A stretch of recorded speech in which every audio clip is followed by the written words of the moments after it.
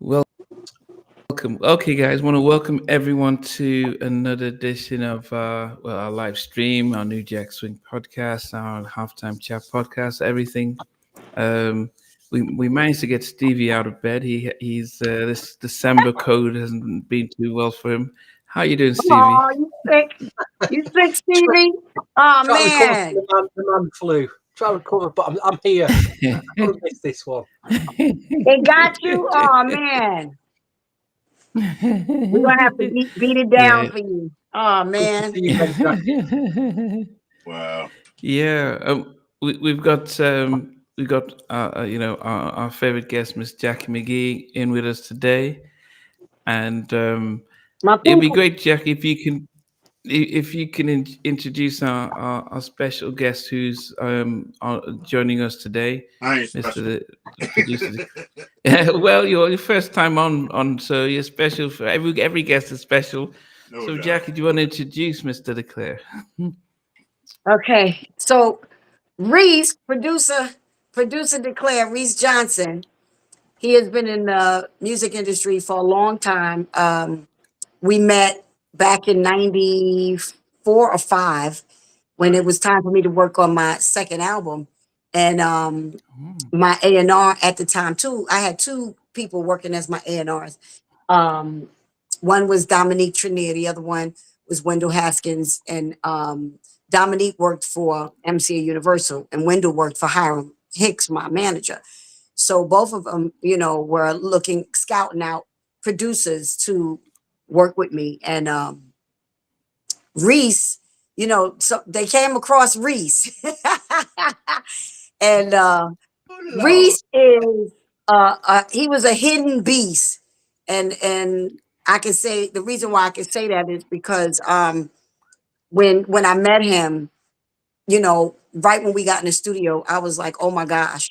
But they told me a little bit of his history, but he told me of his history before we got like really busy, and this was at the beginning of his career.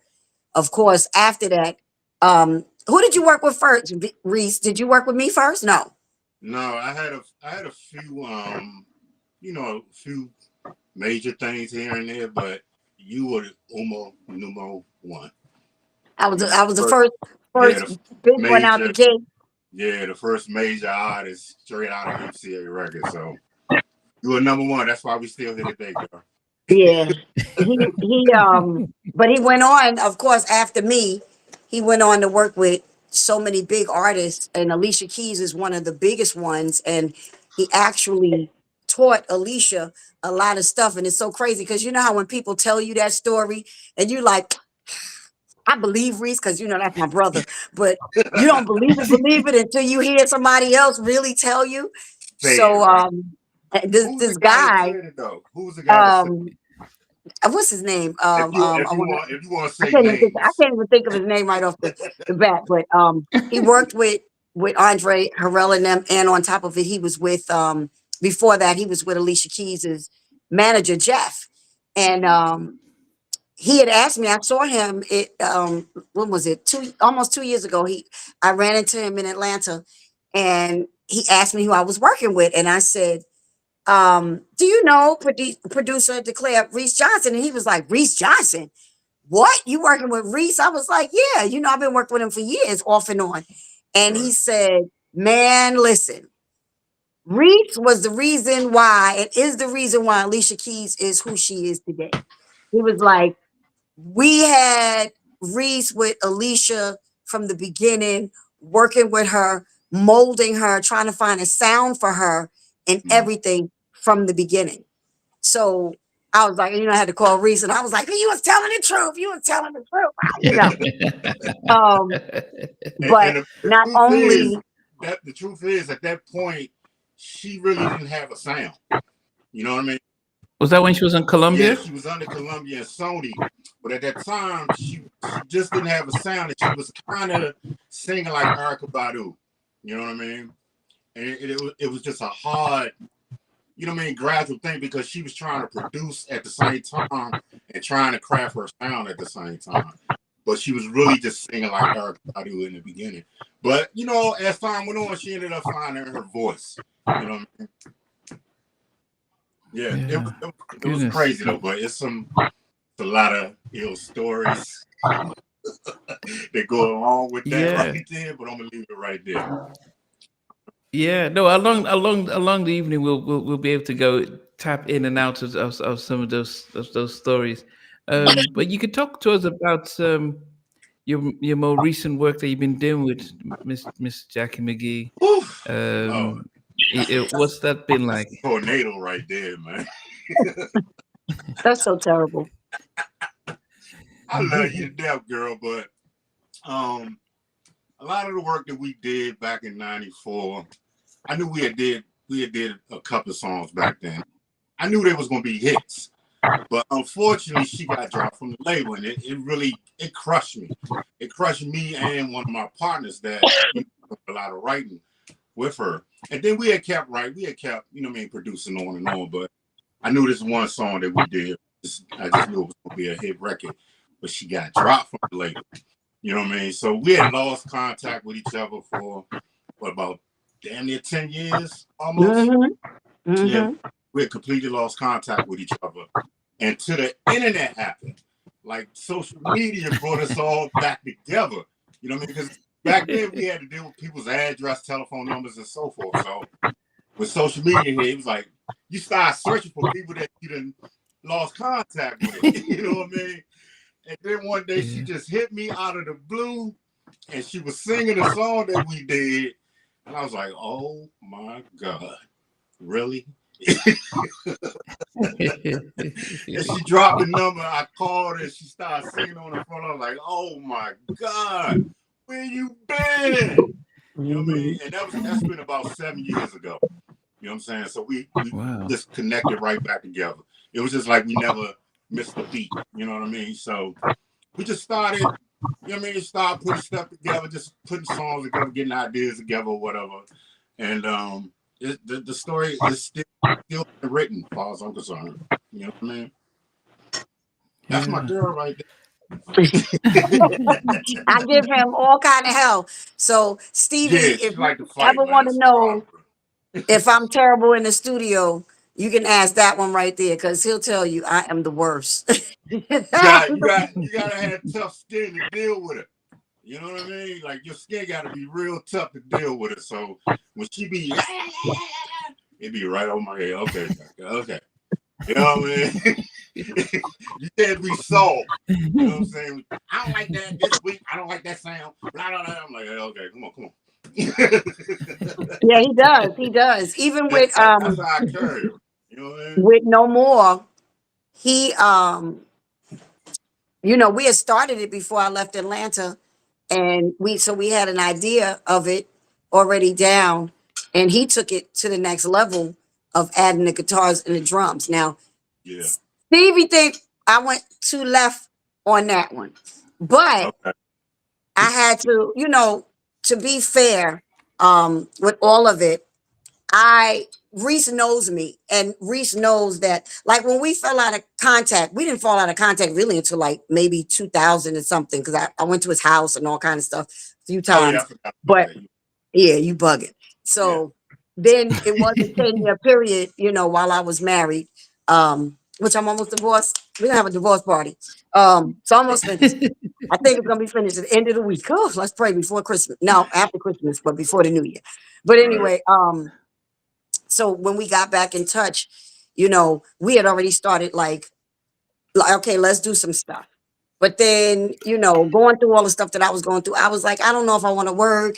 And then sometimes he's like, I don't know if I want to work, and we'll talk about that.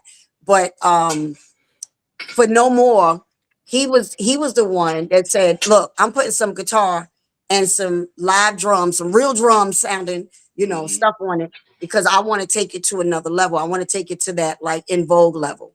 But Right. he's like, but this is you. This is your sound, Jack. This is you. In which it really is me. I got caught in the whole R&B like snag where people wanted to hold me into, that sound because of Make It Last Forever, and it hurts me. Um I think the album that I did that most really shows me is the album that I did with the Family Stand, the Connected album.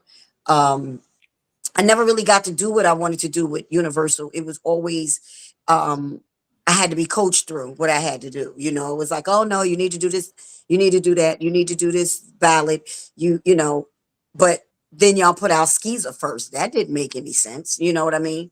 So Right. I didn't even want to do Skeezer because Skeezer was totally not me. It was like, what? I don't. First of all, I don't dress like that. And why am I talking about sex ain't nothing but a pill? And you know, the video was just nuts, and I didn't want to do the video. I was like, no, I don't want to do this video. You know, this is not me. This is a little risque. It's, you know, and they were like, no, it's going to be hot. It's going to be hot, especially Hiram. He pushed it even more. But, you know, I went along with it. So, but like I said, Reese kind of knows probably out of anybody, any two people that know my voice or three people, is Teddy, Reese, and Keith Sweat. Right. The three of So them know my voice the I'll best. piggyback off of that fact that, just like I told you a couple of weeks ago, like I felt like you should have left R&B like Tina Turner did. Mhm. Literally. You know what I mean? That's how I felt. Like Tina Turner did something completely left. And that's my philosophy. That's what I believe in. Just going completely left. Because there's so much traffic in the right. Everybody is doing the same thing. If you look at what music is right now, you look at the 808s, the sub bass. This has been going on for 20 some odd years. You know what I mean? And everybody's trying to do it, and everybody is sounding the same. And the way to get out of that traffic jam is just go to the left, do something completely different. You know what I mean? And those, when you do that, that's when you catch the ear. Like, hold up, this don't feel right. Or you get, you know what I mean? You get people like, I don't know about that because it's so left. You know what I mean? It's something that's always got to grow. It's constantly got to grow. You know what I mean? So that's why I told her like last week, like, go to the left and continue. Like even like No More is the experimental track, right? But if you keep experimenting, keep crafting the sound over and over and over and over and over, one of them's going to hit, but it's going to be so far left. You know what I mean? So that was my philosophy. Like, leave R&B alone. You should have left R&B alone 20 years ago. You should have did a Tina Turner on everybody. You know what I mean? You know what I'm saying? And reinvented your whole style, your whole self. I mean, so this book is still being written. You know what I mean? It's just a few chapters. We at the beginning of it. Yeah. That's the way I look at it. You know what I mean? Definitely. I want to say hi to Jay Anthony, Derek out in Minneapolis, and Iron 5. Welcome. Hey, hey, Jay Anthony has an EP out right now called Music and Me. And it's dope. It's his first EP. He did it himself, you know, with producers that he worked with, but this is his first time doing it. And we talk almost every day. And I love that dude. Like he is his voice is brilliant. You know, his work he did to me was brilliant. Yes, he still has a ways to go to grow. I told him you got to crawl before you walk. But he's doing it. You know, he's doing it. And I just wanted to give him a shout out for that. And the other guy from Minneapolis, I don't know who it is. And hey, y'all, I'm saying hey back.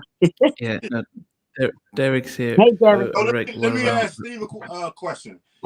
Was you not liking No More? No, what was your thought on it?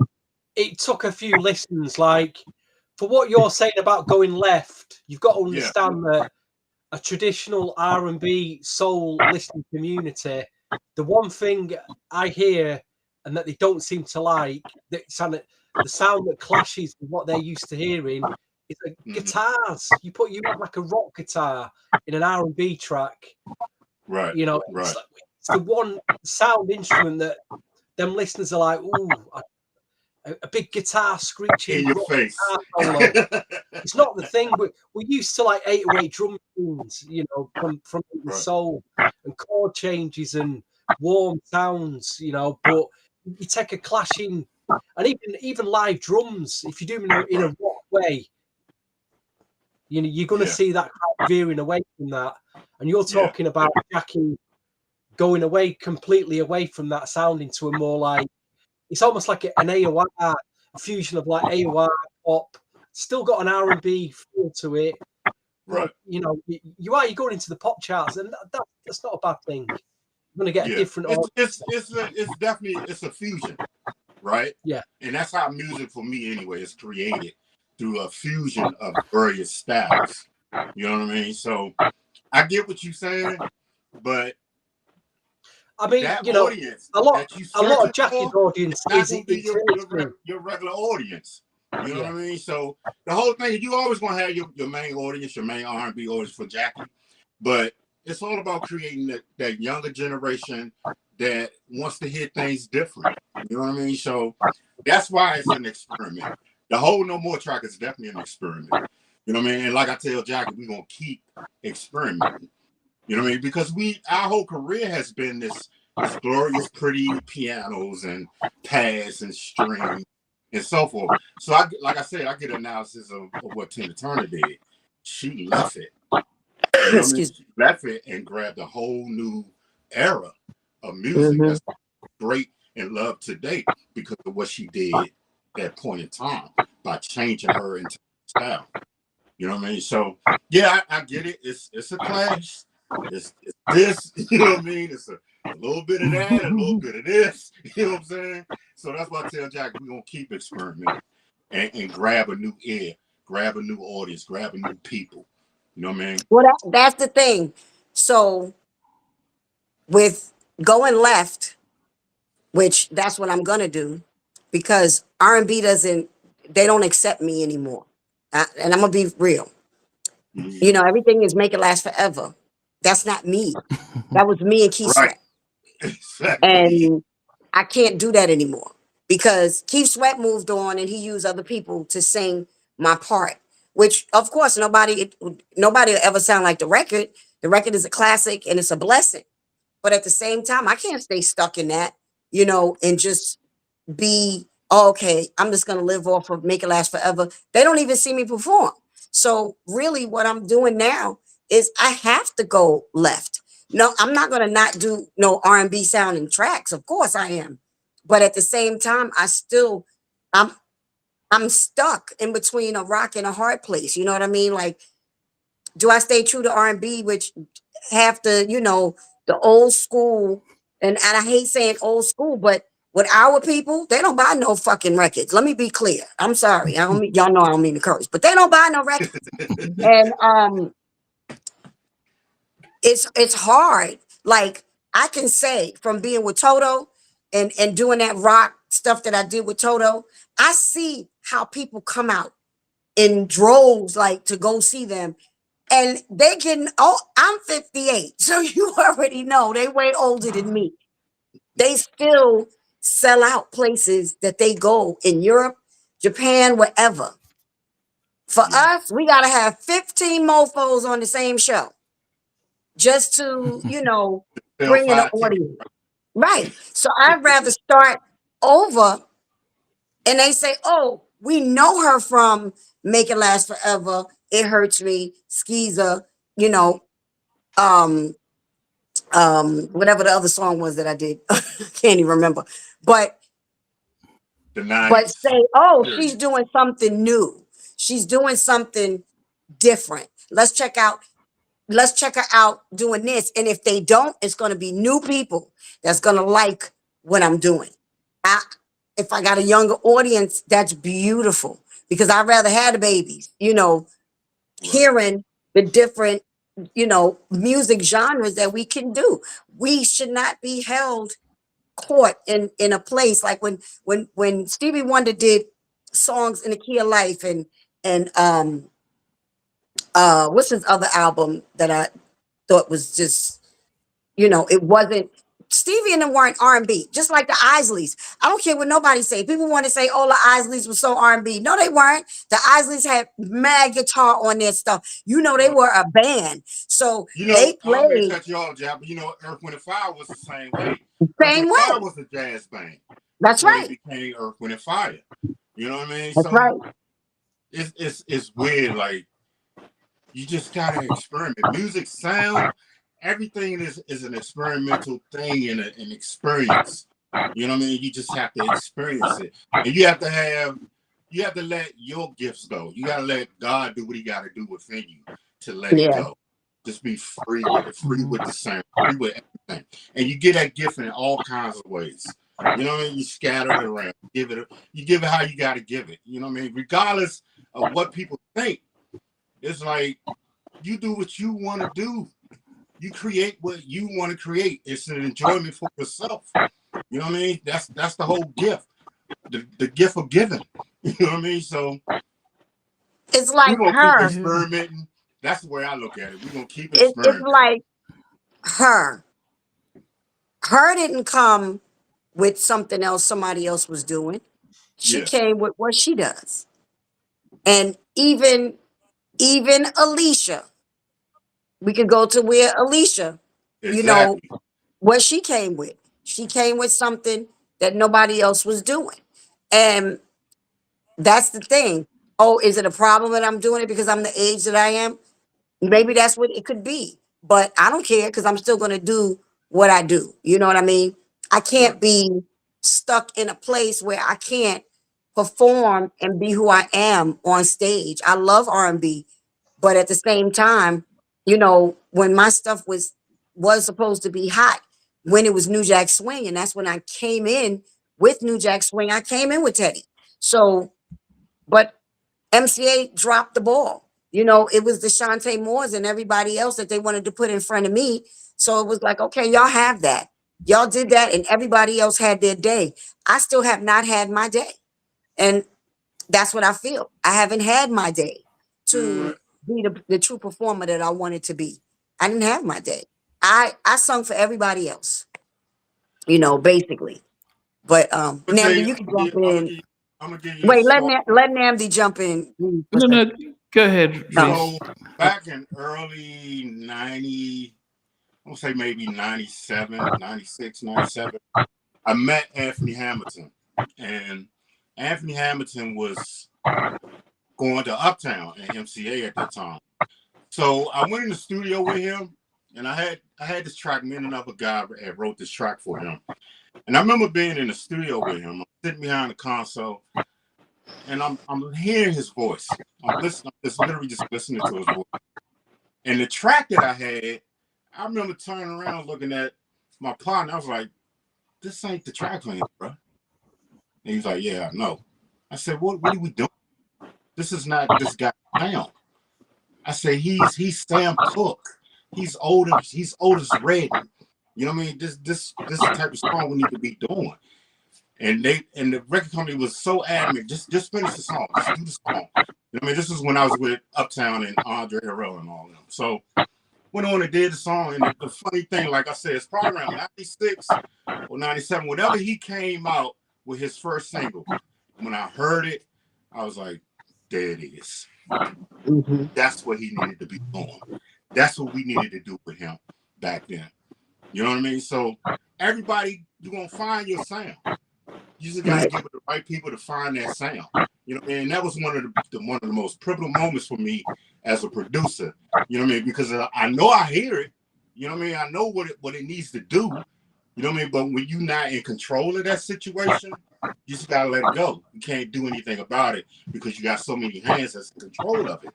So that's one of the main lessons I learned dealing with particular artists is listening to their voice, listening to their sound. Just like I said, Alicia Keys, she was sounding like Erica Badu, and I was like, this not it. It's not there yet. You know what I mean? So Anthony Hamilton was one of those lessons for me. Like I knew he would get it, and I said it several times to several people. He is Sam Cooke. He is Otis Redding. The raspiness, the whole voice. I'm like, this is the type of music that needs to be put on him. You know what I mean? But I guess in today's, the way the music industry is now, Mm. whether you're doing R&B or whether you're doing pop rock or whatever it is, I guess it's an image thing. So if you're doing pop rock, and you definitely would need to have a band, a guitarist, a Right. drummer, someone playing keys, and then you're singing in front of that, and then you create the image, and then in that particular genre, they tend to have they generate the following based on live performances. Right.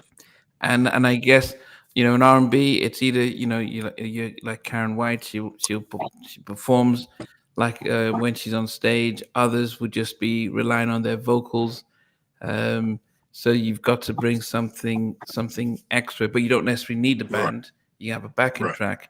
And R&B is very much vocal driven. People need to hear the song, need to see you actually sing. Whilst pop rock is okay, we've got the music, we've got the lyrics, we've got the feel good factor, and you can just be on stage with a band and stuff. And I think, if Jackie, if that's the direction you're going, is that, I won't say it's an investment, but I guess you've got to have I would assume you'd have to have a band that you're rehearsing with, and then going on the road a lot more with the band. Or is that stuff that you're going? Is that the plan for this new year? Go in that direction, full in. Yeah, yeah. We're actually putting a band together now. Um, I Got might my do back. like a little acoustic this week. Yeah.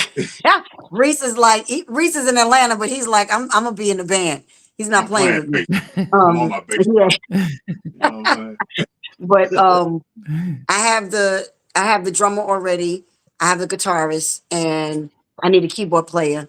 But I might go in after Christmas. 'Cause I don't celebrate Christmas, but after Christmas, we're gonna put together a little jam session, and I'm gonna record it live with me with the guys. So we're gonna start pushing it. I have Chris Bruce, the guy that shot my video. Um, he's the one that's helping me put it together, and he's pushing me. He's pushing me. Jack, come on, let's go, let's go, let's go. saying? Oh So, yes. I do have that behind me. I can say, that from people that he know, as he knows more about the people here and Herb Middleton, because Middleton and he's in on it too, and we're going to be doing stuff together as well. But this band that I'm putting together, I'll probably I probably make it go into the direction of doing my Billy Scott project. Um, Billy Scott is a nobody. It's just a name, and that I came up with like 24 years ago. Um, and I was like, I want to do this band, and I want the band's name to be Mhm. Billy Scott. And I was sitting at ASCAP when I had Billy, and one of the guys that worked for ASCAP, I asked him, I said, "What's your middle name?" And he said, "Scotty." I said, "That's it, Billy Scott. I don't. We're gonna leave the IE off." So I that's actually my ASCAP publishing name, Billy Scott Music. And I really, really, I've been saying it for the longest. Reese, I've been talking about it forever. I really want to do this Billy Scott project. So what I probably do is allow no more to push me into the Billy Scott project, and featuring Jacci McGhee, and Right. Billy Scott will be the band. So Mhm. I want to do that because it's we have to start from somewhere, and I got to start from the bottom. So I like I told Jay Anthony, I said we have to crawl before we walk. So I'm crawling right now, and I have to crawl. Mhm. Um, like I said, it's so hard for me to fit in R&B. I don't get no phone calls. I don't get that hit up. Jackie, we need you to do some shows. I was getting a few, and then I wasn't ready. And then I was like, let me just do the EP and finish the EP so I can move on and do whatever and see if I get, more phone calls for shows. But to be honest, I don't want to be on the shows with a whole bunch of people. I just want to do some shows. I don't care if it's in a coffee shop or, the bar down the street, whatever, to build up, like we did. Mhm. We had to do with Keith Sweat and whatever else. We had to build from the bottom. We did clubs first. We went from clubs to um, theaters, from theaters to arenas. And it takes time. Unfortunately, not unfortunately, but fortunately, for that Make It Last Forever album, it went really fast. We came out of the clubs in 1, 2, 3. We was in already in the theaters, and we was out of the theaters into arenas because the album went platinum so fast. So and we were getting linked up with other big artists, at the time. So it was um it was all of that together. And y'all know that when you're indie artist, you don't have backing, um you don't have a marketing plan. Your marketing plan is getting on the phone. I get on the phone with Reese. Reese, when you think we're supposed to put this out? When You should we do always this? rushing me too, man. And I'm always rushing him. I'll call him at the last minute. Reese, I got to get this out. And he's like, what? I'm working. Da, da, da, da. But that's our marketing. We don't necessarily have anybody to do our marketing and whatever have you. Yeah, you can hire somebody, but does that mean they're gonna get you all of this stuff that you need to, get or whatever? And people ask me all the time, Jack, you know everybody, you worked with everybody. That doesn't mean everybody's gonna help you. You know what I mean? It's a whole different ball game now. Everybody's for self. So Yeah. because everybody else is trying to figure out how they fit in to the new, how do we fit into this? These kids are coming in here and they singing about stuff we don't even know nothing about, to sing about. Um, and they got big records off of, my booty hole is brown. Like, really? Right. Stuff like that. And it's like, well, how do we do this? It's all about the analytics. If we look at our analytics, we looking at 30 and up. You know what I mean?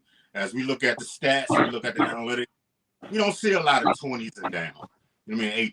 18. I'm looking at analytics where it's like 33, 35, and 30 up. Those are our most peak plays through the analytics. So you're not looking for that audience, Jack. We're cool with that.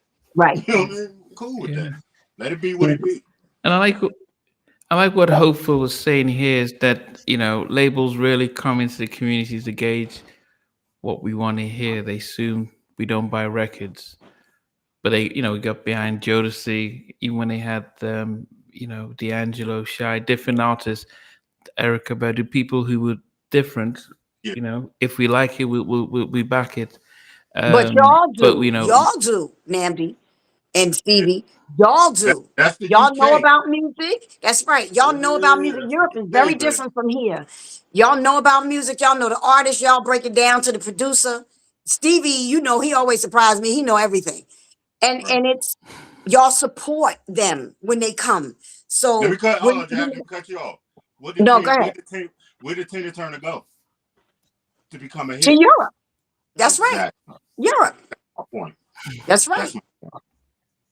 Because y'all are the ones that do even the R&B, everything, the R&B, the rock, country, whatever it is that y'all like, y'all back it. And I know people say, oh, it's because the UK and the rest of Europe don't really have a whole bunch of R&B. Yes, they do.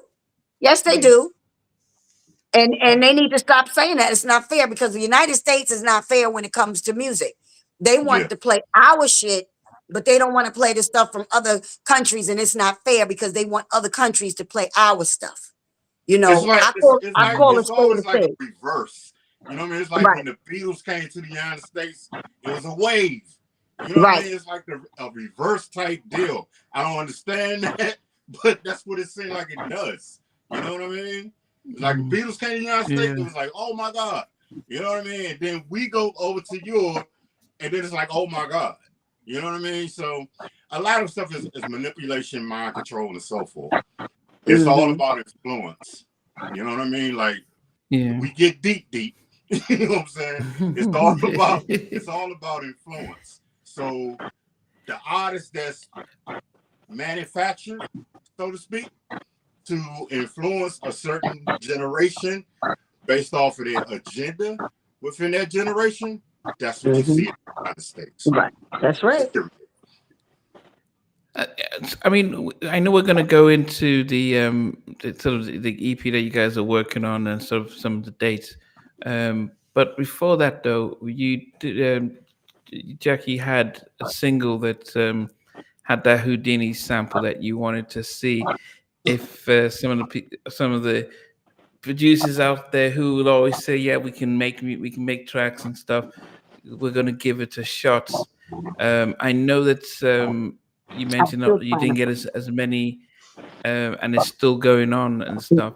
yeah. But from the ones who Wait a minute. sent things in, Give are me there some that we could listen to? wait Okay. 1 second. I'm trying to I see. haven't Okay. I haven't heard none of it. But Okay. Wait, because I was having a hard time switching my I told her switching I my don't want no parts of that right there, man. he Oh, did. she did Reese say would that. not mess with that track. He would not. Like He I'm would not not doing mess it. with the track. I'm not doing it, bro. I'm not doing it. He would not. He would not mess with the track. I was so mad at him. Let me see.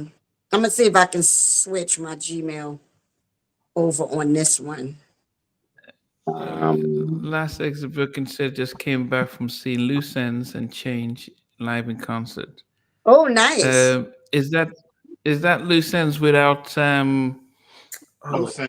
Eugene? What's the name? What was her name? The lead singer, Jane Eugene or Chain Eugene Chain? I have no Stevie, do you idea. remember her name? I don't know. Yeah, I don't know. Stevie, remember her name? The the female singer Oh, of Jane Loose Eugene. Ends. Jane Using. Yeah, Jane Eugene. I wonder if unless this is the one with Yeah. She's not with Carl, is she, anymore? I think they had a falling out, didn't they? Okay. she's based in the States now. Is She tours out in the States, and then Carl's out here. I don't know the group Change. Do you know them? Change. Nah, you don't know Change. That's the come group on, man. Luther I came remember from. change. Come on. That's the group Luther Vandross was Yeah, in. yeah. Yeah. My For real? brother-in-law was a member of the group Change, so that's why I know Change so well because that's how I came into the business. I was around Change, so I knew that Luther was the lead singer for Change. How y'all Okay. don't know Change? Oh my Yeah. God! Y'all The out of only work. way, listen, only way I'm gonna remember certain things if I hear the song. But Stevie If I too. hear the voice Stevie, and I hear the song. You'd know Stevie, how you don't know if Change? played Searching. If we played Searching, you'd know that record. Say it again. Did What- a He track said if you played Searching. Search. Searching. Thank you, Yeah, Stevie. it's a classic. Oh, okay. There you go. Yeah, so you gotta give me a name, a title. Okay. Searching. That was. Yeah, you gotta give me a Come title on, or Luther hum a killed it. melody, because I'm a producer. That's all I hear is melody. You know what I mean? That's all I'm gonna hear is melody. That's how I'm gonna remember. You know what I'm saying? And they did You Are My Melody. That was another one. you I forgot how that one go. I forgot how that one go. Didn't This they guy do know every song, bro. That's crazy. he does. Wait, didn't they do In the Glow of Love? Yes. Luther. Flowers blooming. All that's true and true and right. I don't know the words to nothing. All I know is In the That's Glow the of Love. Did you say earlier that he was working with Anthony Hamilton around 1996? Yeah. 96. So you was working with him then? Say it again. Reese, he talking to you. Yeah, No, I'm no, saying, say was you Yeah. working with Anthony Hamilton in 1996? Yeah, 90. That was around 90. Yeah, 96 and 97. That was around that Because time. what I'm going to ask you about is his unreleased album that he was talking about. He's working on his. He was with MCA and he did an album called Ecstasy. Did you work on that album? Ecstasy? No, I didn't work on that album. Like I said, we did one track with him. You know what I mean? This was literally like at the beginning. I think he had ended up going with Jermaine Dupri at that point. You know what I mean? Like his first single was Nobody Else, a track called Nobody Else on MCA. That was his very first single. Yeah. But his hit was the you know, I can't remember the name of the song, but yeah, I know what the track with Jermaine Dupri. That was a few years later when he signed with BMG Arista then. Exactly. But my whole point was just being in the studio with him. You know what I mean? I just knew what we were doing wasn't gonna work. It sounds like he was doing tracks then for his unreleased MCA album. Yeah, exactly. So like I said, that's around 95, 96, somewhere around that time. Wow. You know? Yeah. But I just knew Was that with Uptown? when I heard, yeah, that was at Uptown. That project was actually done under, it was done under Andre Harrell and Tim Dog, because that's who I was dealing with at MCA. I mean, at Uptown Records was Tim Dog. So, Okay, it wasn't Jimmy no, Jenkins. no, it was Tim Dog that I was dealing with. Pope, you remember Pope Tone? Tony Pope. Yeah. Yes, I was working with them, dealing with them at that time. You know what I mean? So, yeah, I just knew his voice. What we were doing wasn't gonna work. You know what I mean? I kept telling him like, "Yo, this is dude is Sam Cooke. He Otis Redding." You know what I mean? And it was like years down the line when he first came out with that first song that hit, I was like, "Yeah, this is it. That's what he needed to be." You know what I mean? They couldn't hear where he needed to be because he was going back and forth. He was going back and forth with different labels. Everybody's trying to work with him, trying to find his sound. And then, like I said, when I heard it, I was like, "This guy's Otis Redding. Y'all doing it wrong. He's Otis Redding." You know what I mean? And then whoever ended up working with him, like I said, I think it was Jermaine Dupri, but whoever ended up working with him, they found that sound for him. You know what I mean? And I we do work with a wonder. lot of. I mean, I'm trying to still get in my thing because it's not letting me switch Yeah. over. It's on my phone, and I'm on my phone, so I'm gonna try to put myself Okay. on my other phone and use this phone to do it. Okay. But Reese Okay. also worked with tell them about Changing Faces. What happened with you and Oh, R. man. Kelly? Go I ahead, don't you can tell. want Changing Faces. He worked with Aaron Hall from God. He worked with a lot of people. And he was also gonna sign to what's his name? From Andre Harrell. Jodeci. Oh, No, not Devontae. well, Andre too, but Devontae. Devontae? Uh Yeah. huh. I, He ended up going with Sony, but he could tell y'all while I'm trying to the look thing for this is, stuff. man, when it come to my career, I always felt like I was a threat, literally.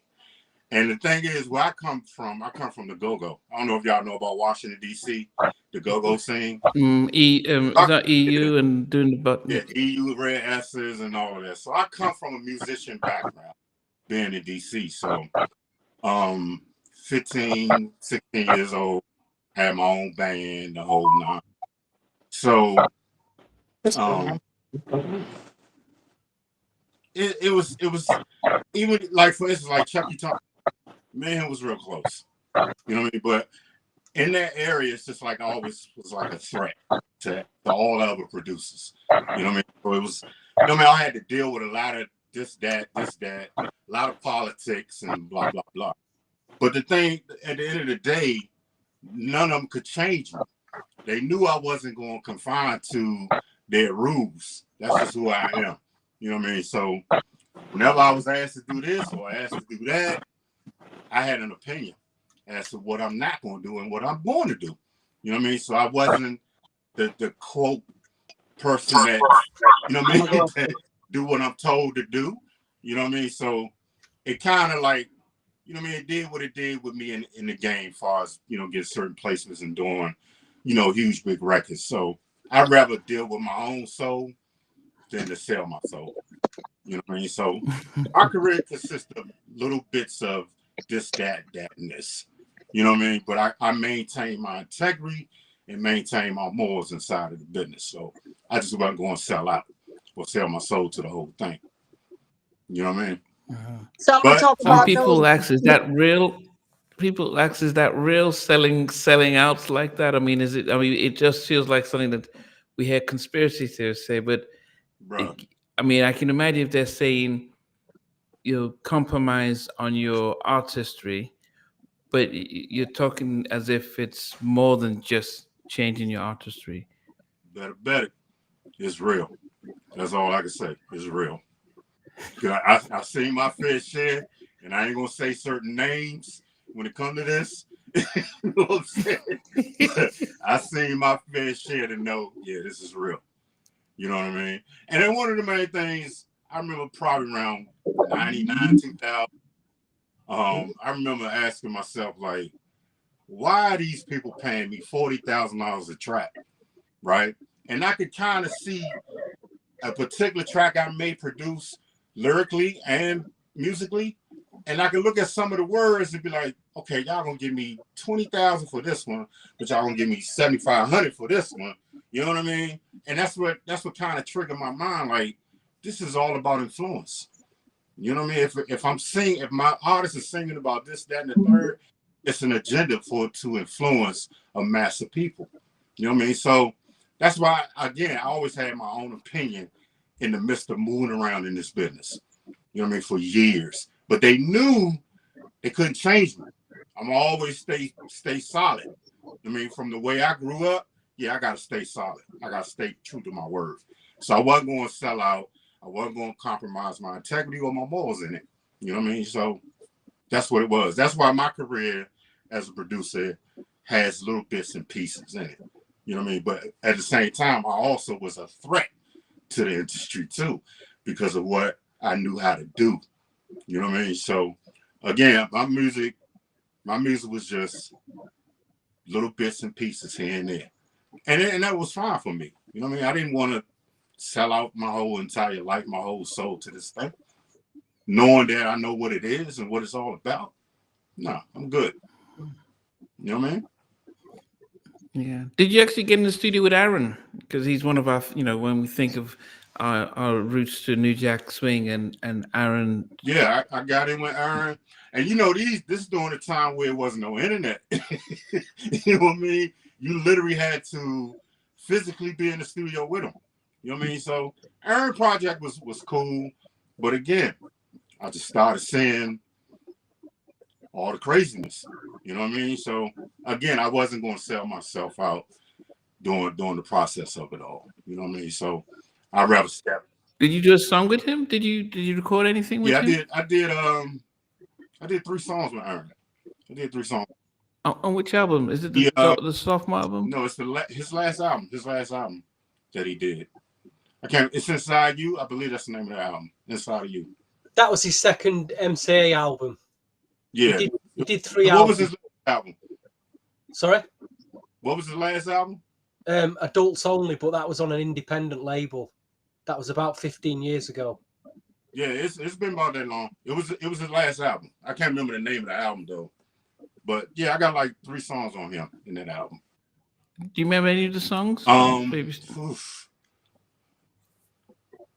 Yeah, that's a good question. It's one called Movie Girl. And it's a horrible story behind that record because me and my partners, my team, we had wrote the most phenomenal song called Movie Girl. But it wasn't called Movie Girl, it was called Knock on My Door. And then we went in the studio with him. He literally changed all the lyrics on that particular record. And, it was one of them things where it's politics. It was the whole politics thing. And when you deal with that, it's like, why keep doing it? You know what I mean? It was like, why did you ruin this record? You know what I'm saying? So I never liked the record. You know what I'm saying? Because he went in and changed the whole record. Like I got 2 parts of that record. I can give you the original one, and then I can give you what Aaron did. You know what I mean? So during that time, at that particular point, that's when I was kind of like, I'm done. That's on the Inside You. Yeah, that's what I said. It was the Inside You. So I was like, I'm kind of done with the industry. You know what I mean? Because it was just so much politics going on. You know what I mean? Yeah. And then I did a lot of remixes, like to go back to like So For Real, Candy Rain. I did that remix, which was a go-go remix. And like I said, my history go all the way back to go-go. So I did a go-go remix on Candy Rain, So For Real. And did a lot of other stuff that just never came out, or whatever was done major had came out. Changing Faces. And the Alicia Keys record was on the Men in Black soundtrack, which I did that one. So Changing Faces was a phenomenal project. I don't want to get into the political parts of that. Why not? Because I think Changing Faces All Day, All Night. What was the track you did for them? Let me see. Going Nowhere? Ain't no stopping Going Nowhere? Groove. Yeah, Going Nowhere. Ain't no stopping this groove. Going Nowhere has Tracy Lee on it. That's the rapper on Going Nowhere. Remember Tracy Lee? Yes, I remember him. Yeah, yeah. He's featured on that record. And then Ain't No Stopping This Groove. That's another record I did on there. But that was a part of the whole R. Kelly project. You know what I mean? It says you worked on a record by K Jack from '92. Is that correct? Ooh. I've not even heard this. This is a new Jack. Is it a new Jack record from '92? This has got I'm me gonna block really myself now, man. Wow, where did you find that? I'm looking on Discogs of your discography now, and I'm like, what is this record that I've not heard? What year is that? 92. 92. Wow. Let me give you history on that. I don't know if you know who that is, but his name is Keith Jackson. And he was a tight end football player for the Philadelphia Eagles back then. He was a tight end football. He's a professional football player. Wow. That's crazy, man. That was one of my first projects, man. That's crazy. 92. Man, y'all making me feel old, man. I mean, if that's a new Jack record, I've got to get that. I'm gonna have to get a copy of that. Wow. Yeah. I was like, I might have been in my early teens, maybe 18, 19, somewhere around there, man. That's crazy. Yeah. And the thing is, Lisa says you worked with Mona Lisa as well from the mid-90s. yeah, that's my girl. That's What my girl. happened to I her? don't know where Mona is. She just disappeared. Wow, You know she was what I mean? up there with Monica and Brandy. She had that. Exactly. Wow. And it was those three, right? Let's say those three artists. That was that tug of war. It was a tug of war for her to get in. You know what I mean? Because you had Monica and then you had Brandy. So she kind of fell to the wayside. You know what I mean? So I don't know where Mona at, man. You know what I mean? I wish I could find her, but me and Mona was like this. You know what I mean? And she was working on the second album. And the last time I seen her, she came in town because I'm from DC. So she had came in town and we sat down and we did a song called Clueless, which I still have a copy of that particular record. That was the last track we did. It was called Clueless. And then she just disappeared. But the industry tore her apart too, man. You know what I mean? I did see online recently she's trying to make a comeback. Really? Yeah. I need your connect so I can find her. She's doing a Jacci McGhee. She's making a comeback. Yeah. Right, exactly. You funny. You are funny. That's I did get my crazy. I got my stuff because I switched phones, so I got my stuff together so y'all can hear some of those tracks. All right, so let's When y'all ready. Yeah, Okay. just before that, we just want to welcome some people that are coming in, Chris Okay. and Chin Beats, and welcome. But just before we start with that, I mean, Changing Faces were a group that were very solid with their stuff. They were consistent. They'll have the 2 or 3 tracks by R. Kelly, which will always, start off with slow jams and then really, really hit it off. What was it like? And I've interviewed. Oh goodness, I can't remember. I can't think. I've missed the name now. Now Sharice, Not you Sharice. interviewed the other one. What's her name? Right. Damn, I can't remember. Her name. Yes. She been still on. She had a single out of maybe a couple of years ago, I believe. Yes, Cassandra Lucas. Cassandra. Yeah. Such a lovely lady. But what was it like working with them? Because Cassandra's given me her background as to how for them just getting into the industry and stuff. But what was it like working with them? And was it interesting just working with a dual? Because it was most female groups at the time were at least 3, 4. Right. But it was just 2 of them. Yeah. So I'm gonna give you a story, man. This is crazy because when they ended up, because I ended up recording them in DC. When they was in the studio, I don't know if you know what audio, you know a lot about audio, but there's a thing called phasing, right? And I remember in the midst of one of the songs that we were recording, my engineer was sitting to my right, and I want to say Reese was doubling a background part of the other girl, and their voices literally phased out in cancellation where it went down. I looked at him and he looked back at me. He's like, what the hell? Because it was like their voices was in unison with each other.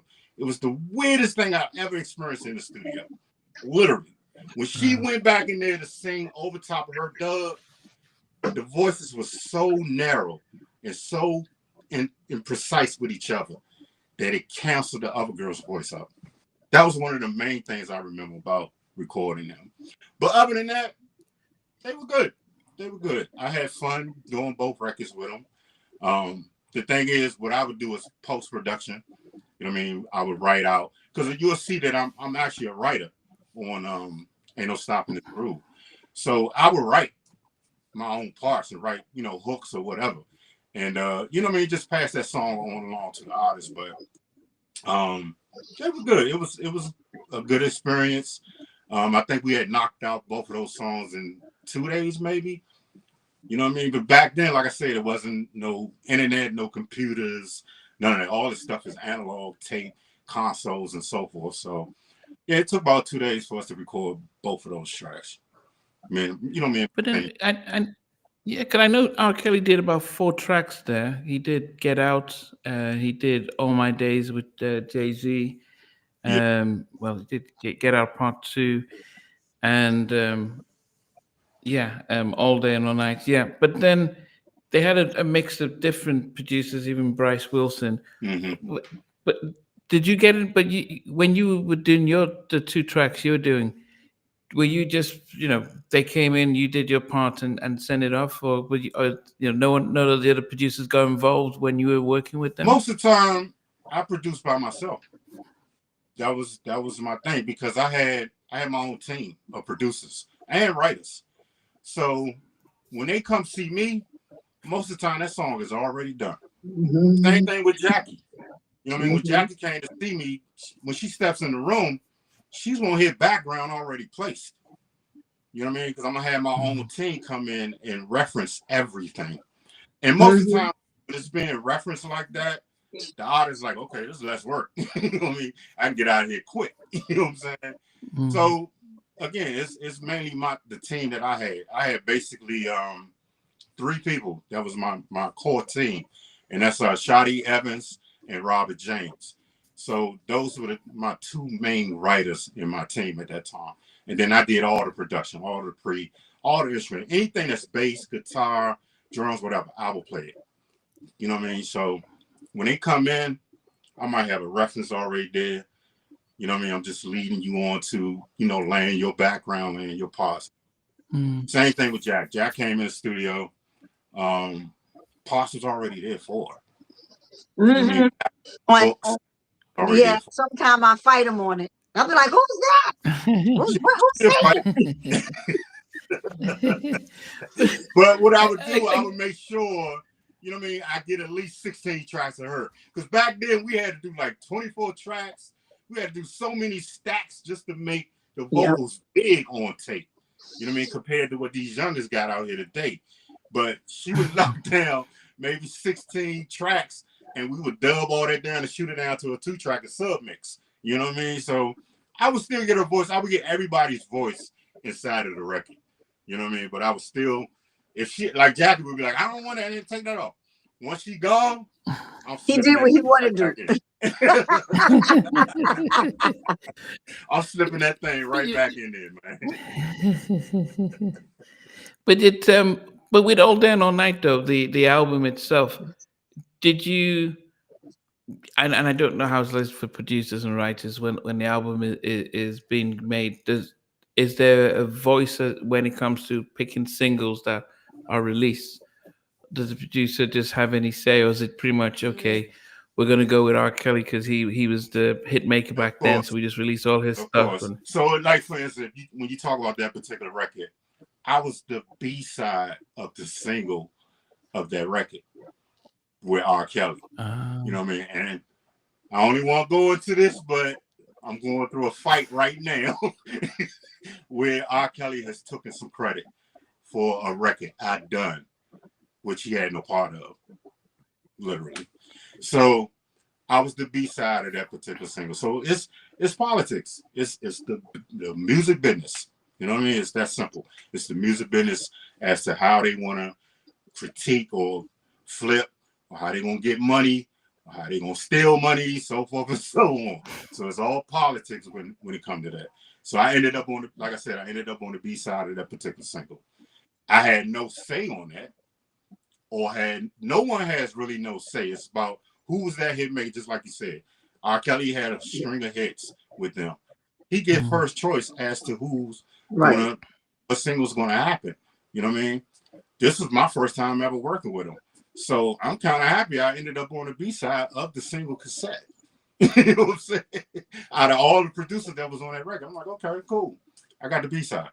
You know what I mean? And again, politics. We had Tracy Lee on that particular single that I did. You see what I'm saying? So that's politics. Because he's a particular rapper, a known rapper in that particular time. You know what I mean? Yeah, that's how that goes. That's how that goes. I mean, in some cases, some people would say, because you look at there's one thing, there is the money, then there's the credits, and there's the popularity. So some people like, okay, the credits written and produced by, but then others will say, well, yeah, you can have my name as a writer and producer, but I didn't get any of the publishing. When the publishing came, somebody else took the actual publishing with. So I may have the credit, but I didn't get any of the money. Correct. And how do you, as a new producer in the industry, without any, if you don't have a godfather, how do you protect your business if they want to give you the golden goose and give you a chance? Back in the day, used to call that paying dues. Right. Back in the day, they used to call that paying dues. And believe you me, man, I paid a lot of dues. You know what I mean? But at the same time, while I'm paying these dues, I'm looking at the dues I'm paying. It's that simple. It's like, again, like I said earlier, it's either you selling your soul to it or you fighting against it. You know what I mean? So for me, it was the love of music as a child, because I've been doing music since I was 6 years old. You know what I mean? Literally just banging on pots and pans and all of that kind of stuff. And then I grew up in a city where it's nothing but music, the whole go-go thing. So I had a love for it. You come in this thing with a complete innocence and complete love for it. You know what I mean? Until you see that first dollar amount. You know what I mean? As you see that dollar amount, you're like, okay, I can actually make a living doing this. You know what I mean? Because again, I come from the streets, I come from the hood, the ghettos, and so forth. You know what I mean? So it's hard. You know what I mean? It's hard to protect your interests in this thing because everybody is there to take. You know what I mean? So the more deeper you're in it, you see how people is geared up, how the contracts are set up, how this is set up, how that is set up, and it's all to exploit you at the end of the day. They'll throw you a few trinkets. You get a few trinkets here and there to make you believe that, you know what I mean, you're successful in it. But in the background, there's some treacherous stuff going on. It's treacherous. It's vicious. And by the time you get a hold of it, all of it's gone. And it took everything from you. You know what I mean? So politics, whatever you want to call it, you know, credits this and popularity and yada, yada, yada. It's all geared towards who had publishing deals. Because at that time, I was with Sony. I had a publishing deal with Sony. So it's all about who has publishing deals and who need to fulfill these publishing deals. Who need to write, you know what I mean? Because that used to be the battle with me when it comes to writing. Because I got a team that writes, but you go in there with an artist, but they got a publishing deal, so they're going to shoot your song down so they can fulfill their obligations with their publishing deal. You see what I'm saying? It would be a lot of stuff like that going on in the studio. You know what I mean? And you would just constantly fight. And I found myself just constantly fighting for my team, for my writers, you know what I mean, to be successful in what we are doing. But you were going to the studio and everything, we don't like that, or, you know, we need to write this and blah, blah, blah, because they got obligations with publishing companies. You know what I mean? So again, it's a lot of politics, a lot of exploitation. It's a dirty business, to be honest with you. It's a dirty. You know what I mean? Yeah, no, he's telling the I truth. can't Even say it the, no clean. the It's the young dirty. ones that come in now, you know, and I'm gonna say this for Reese, because even Reese being who he was in the industry, Reese wasn't scared of nothing. You know what I mean? He was a street dude. He wasn't scared of nothing. And I don't think a lot of people would have tried him either. Um, Exactly. because of his background. They knew that you got guns, he got guns. It's gonna be, come on, at the end of the day. But so these new ones coming in, if they don't have that, you know, they can easily be manipulated, easily, like Yeah. without even blinking. And you know, like he said, you're gonna be paying your dues, and then you're gonna see who you know paid your dues to. It's true, because a lot of people don't come in the door. Even to me, the stuff that Reese even got to do, being signed to Sony and whatever, he got to do a lot of stuff, and regardless of any of how much of his stuff came out, he still made good money. Yeah, definitely And that. Definitely that. yeah, and at the end of But the the one day, rule, I'm gonna cut you off, Jack. no, go ahead. The one rule that I can honestly say I regret is not saving it. You know what I mean? Everyone would tell you or try to teach you. You basically when you young and you coming in this, you're learning as you go. You know what I mean? And the people you're surrounded with know this. You know what I mean? They actually know what's going on. It's up to them to choose to say, let me teach this young blood, let me teach this sister how this thing is played. You know what I mean? But they most of the time they choose not to do that because they have an invested interest in stealing whatever you do. You know what I'm saying? That's the whole key. They got to steal what you want to do. We can't educate you in this.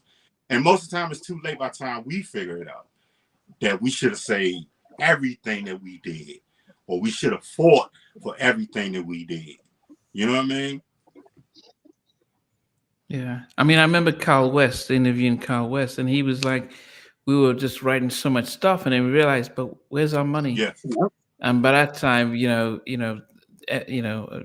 Uptown have already started. They've already people that you thought you could trust have pretty much taken half your stuff, and because you were getting some residual income coming in, and you don't realize the millions that went out the door. Exactly. I mean, Okay. when you grow up a certain way, like when you grow up poor, when you grow up in the hood, you grow up in the ghetto, right? And you never seen $40,000 in your life. That is everything. You know what I'm saying? Like that is everything. You like, oh, I'm good. I'm rich. I can go buy this. I can buy jewelry. I can buy a car. Whoa, whoa, whoa. You know what I mean? So that's the bait of the whole industry is to get young kids out of the ghetto, kids that are extremely talented. You know what I mean? That got a God-given gift. Is to get them from the ghetto. You know what I mean? Because they never seen $10,000. They never seen $40,000. You know what I mean? And you end up in a contract where they are literally collecting All millions of it. off of what you created. That's the plot. That's the point of it all. You know what I mean? Okay. But again, I was one of them guys that I just wasn't going for a contract. You know what I mean? I come from the street era, so you know what I mean? I wasn't going to sell out. I wasn't going to be a puppet to none of it. You know what I mean? I did what I did as far as music go because that's a gift. That's what I love doing. I was born with that. So I just wasn't going to sell out to the whole system as to, confide and do what they wanted me to do. Because I always had that opinion, like, well, what? Why? You know what I mean? I always had that why type of attitude with it. So when you'll reach a certain level in this industry. Believe that.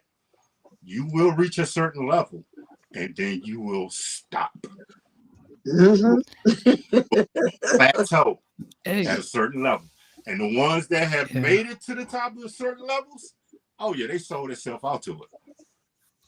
It's that. Yeah. I mean, Chucky Booker has said it. I mean, he said we on record, so I'm not. When I interviewed him, he says there's a level you get to, and if you want to go past that, there's something that you have to give up something. And he's like, nah. So when people say, why did you stop after 2 records? He says, yeah, because to go to that next level, it would cost. So, and he wasn't prepared, and so he found out, and so Yep. Yeah. Yep. And, I think I made it. Listen, I think I made it to the first level and stopped. I made it about that close and stopped. Because again, I ain't gonna say certain things, but you see it. You see what it's for. You know what I mean? How people say there's the 3 doors. You know what I mean? Yeah, Like, well, no, but that was Noriega. Noriega yeah. said he got to a level and he was told there are 3 doors to go through. Wow. And when he refused not, he said, "Now I'm going to go on my own." He never had another hit record. Yep. He was never allowed to do shows, and he's honestly said on camera. So, you know, and I think it's one thing for people to talk about conspiracy stuff, but it's, as I said, very few people who are honest about staying their ground, not giving up, not selling out, and hitting a plateau. There's no conspiracy with this, bro. I'm gonna tell you from my mouth. Ain't no conspiracy, man. For those who have no idea what you're talking about here, these levels. What are these levels? Can we any what are these levels we're talking about? I gotta block my face because I'm not gonna go into. I ain't gonna go into it deeply, but again, I've been that close. That's all. I can say. Are we talking something on the lines of like what P Diddy's going through at the moment? Them kind of levels. Oh, most definitely. Yeah. If I had to say it, then that would be the perfect example. Mm-hmm. But there's another element to it, right? There's a street element to it, which I believe I may have been geared up to go through that level, and that becomes the street element, the enforcing element, the murder gang element, to deal with certain people. I love hip hop. Right, to deal with certain people in the game. Because, again, they look for young kids, young men, young teenagers that's from the hood, that experience certain parts of life. You know what I mean? When it comes to violence and so forth. So you can get through one of them doors being that level. Wow. To be honest with you, you can get to one of them doors being that level, to be the person that take care of business. You know what I'm saying? So that's all I'm going to say on that. But there's no conspiracy to this, bro. I can promise you that, because I've had my experiences. And when you gifted as a musician, when you gifted like this, you see everything.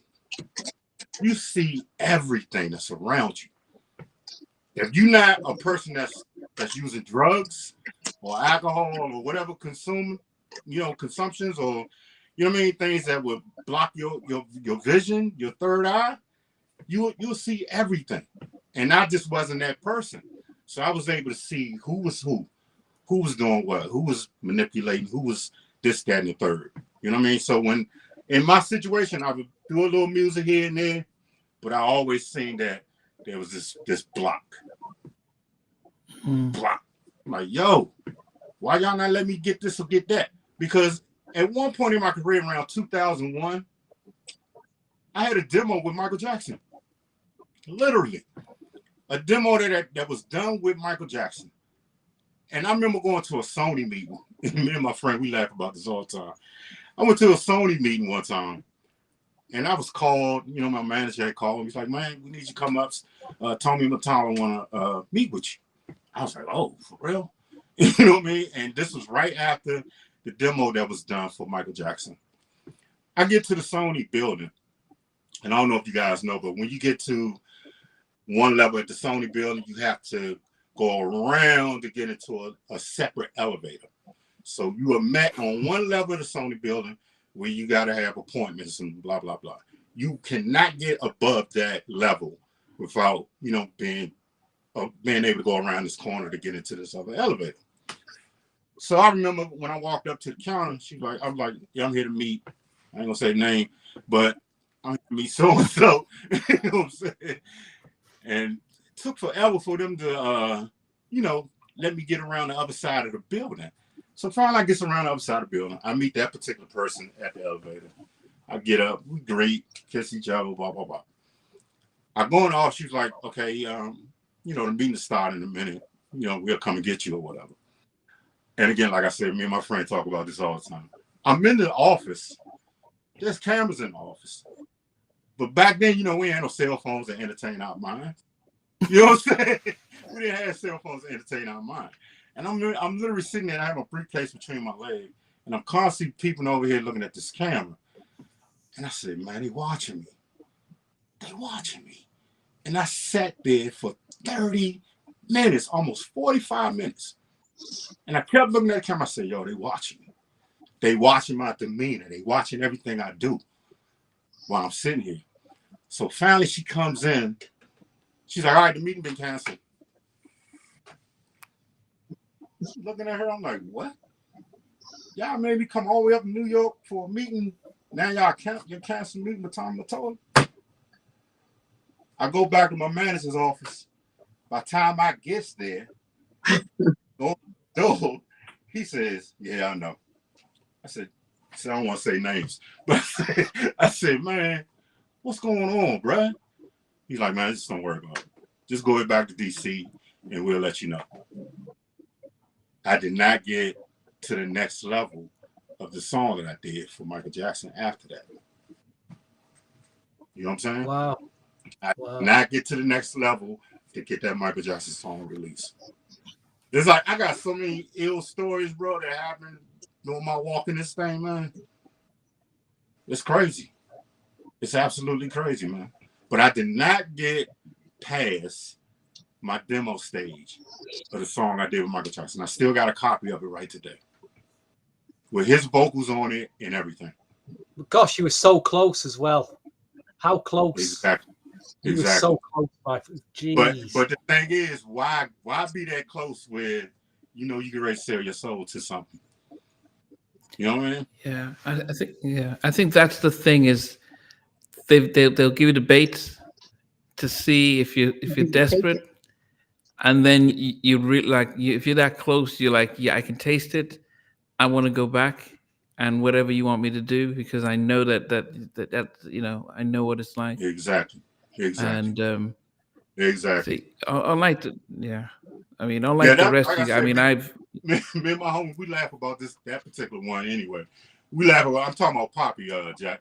Oh, We laugh about that one all the time. He's like, yeah. Poppy always got, you know, Poppy got jokes. He's like, yeah, boy, they was watching to see he had gay tendencies, bro. They was waiting to see if he was gonna be switching in that room, bro. you know what? Poppy probably was right. Yeah, and then it makes you think that one all the time. No, but it makes you think the ones that got in. Yeah. That's all I'm gonna say. The ones that got in, you know, we think it's just all about music all the time. And it's not. Then you got to think about the ones that got in. A lot of people don't realize this. Let me say this. Early 80s, even going back to the 70s, early 80s, 90s, so forth. Gay wasn't in. Gay was in the closet. You feel me? And gay has always existed in the music business. It always existed, right? But back then you had to be a part of the club. And you were tested off of your loyalty and will to keep secrets within the industry, right? So you got top execs, top A&Rs, you got all of these VPs. A lot of them was gay. You know what I mean? All of them was gay. Even artists, they were gay.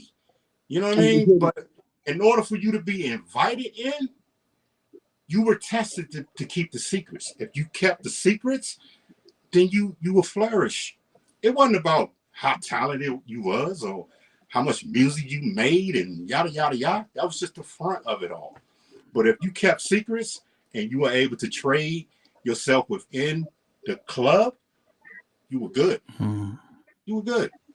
If a particular artist called for this particular person, you got traded in. You got moved in. And the more you stayed in the conglomerate of the club, the more you became successful and financially well. That's what it was. But today it's different. You see what I'm saying? Because it's all out. you know, people are opening gaily, whatever. You know what I'm saying? But back then, that was taboo. That was a secret. Nobody could know that this particular person was gay or that person was gay or you know what I mean? But when you came in the club, you were tested, and you was tested based off of your loyalty or keeping secrets within. If you did that, you will move to different levels. It's that simple. You see, this is why you hear about big shocks in the 80s or the 90s where some of the biggest stars, it's like you find out that they're gay.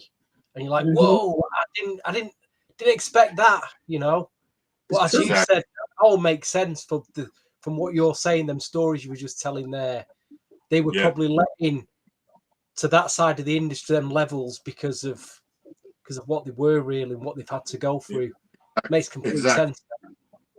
Exactly. I'm about to get security after this interview, man. Yeah. You know, I mean, in 2002, I was working as a marketing intern at Edmonds Entertainment. And at the time, we had a guy called Jeff Burrows, who was the general manager. He's the one. So Jeff was.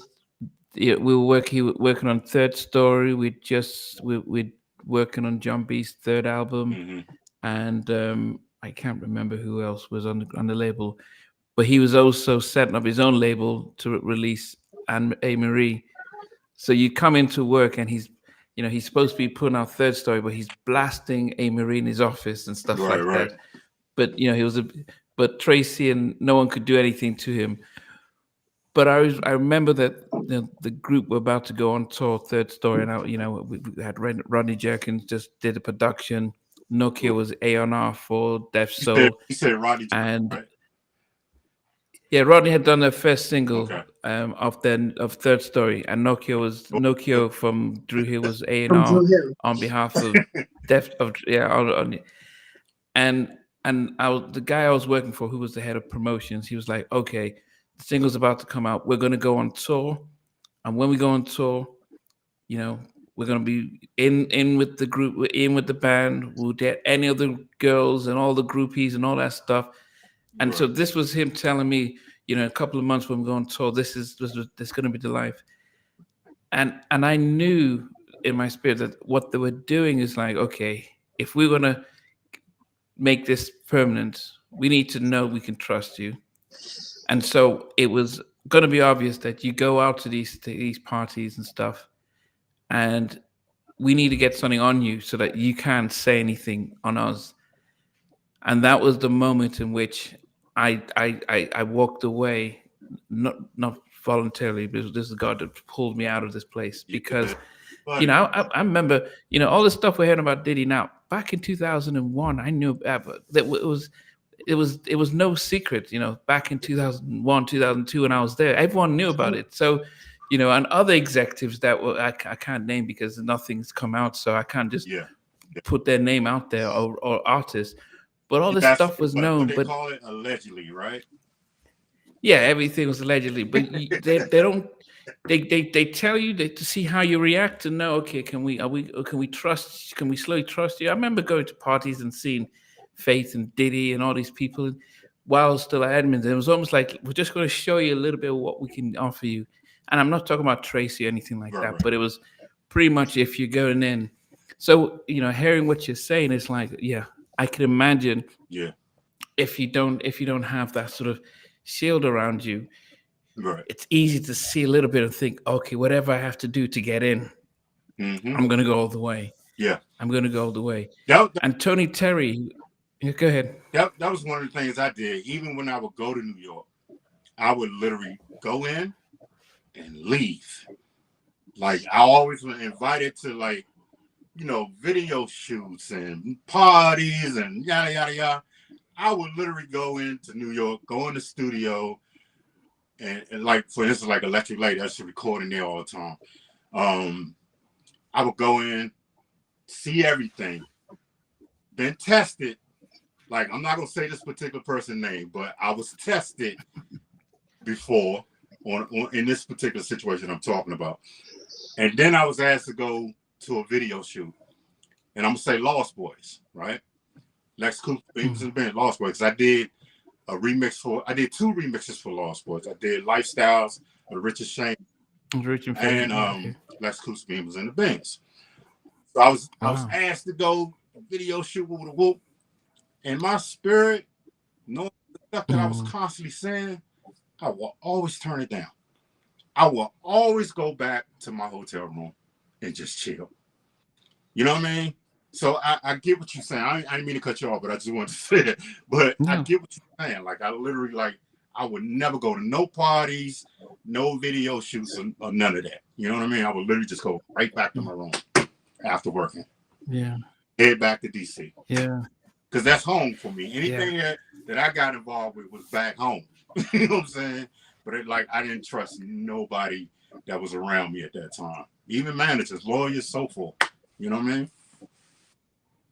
Yeah, I mean, Tony Terry. When I interviewed him during the pandemic, and he he didn't finish the interview because I think he realized, I've said too much. But he talked about because I think he realized because he just stopped the interview, said, "Okay, let's just take a break. We'll come back," and he never came back and stuff. But he said that he got invited to an he said a big party in Beverly Hills, and he went into the place and he said he was the only one there.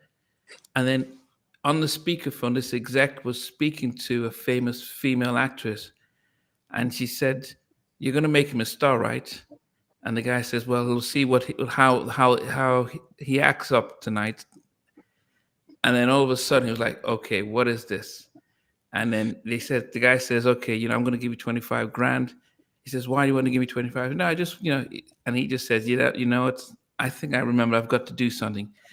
And he walked out, and now he got blacklisted from the industry at a time when he was supposed to be going up to the next level, because that was the sense of, we can open doors for you now. I don't know happens to everyone, but he was very adamant about what he experienced, and walking away, it just changed, from his management company stealing his money and everything, and no one backing him. So, but very few people speak out on this because they're still afraid that if they're still relying on the industry to to do shows now, they can be if they're known to be speaking out, Right. they will more doors will be shut in this day and age.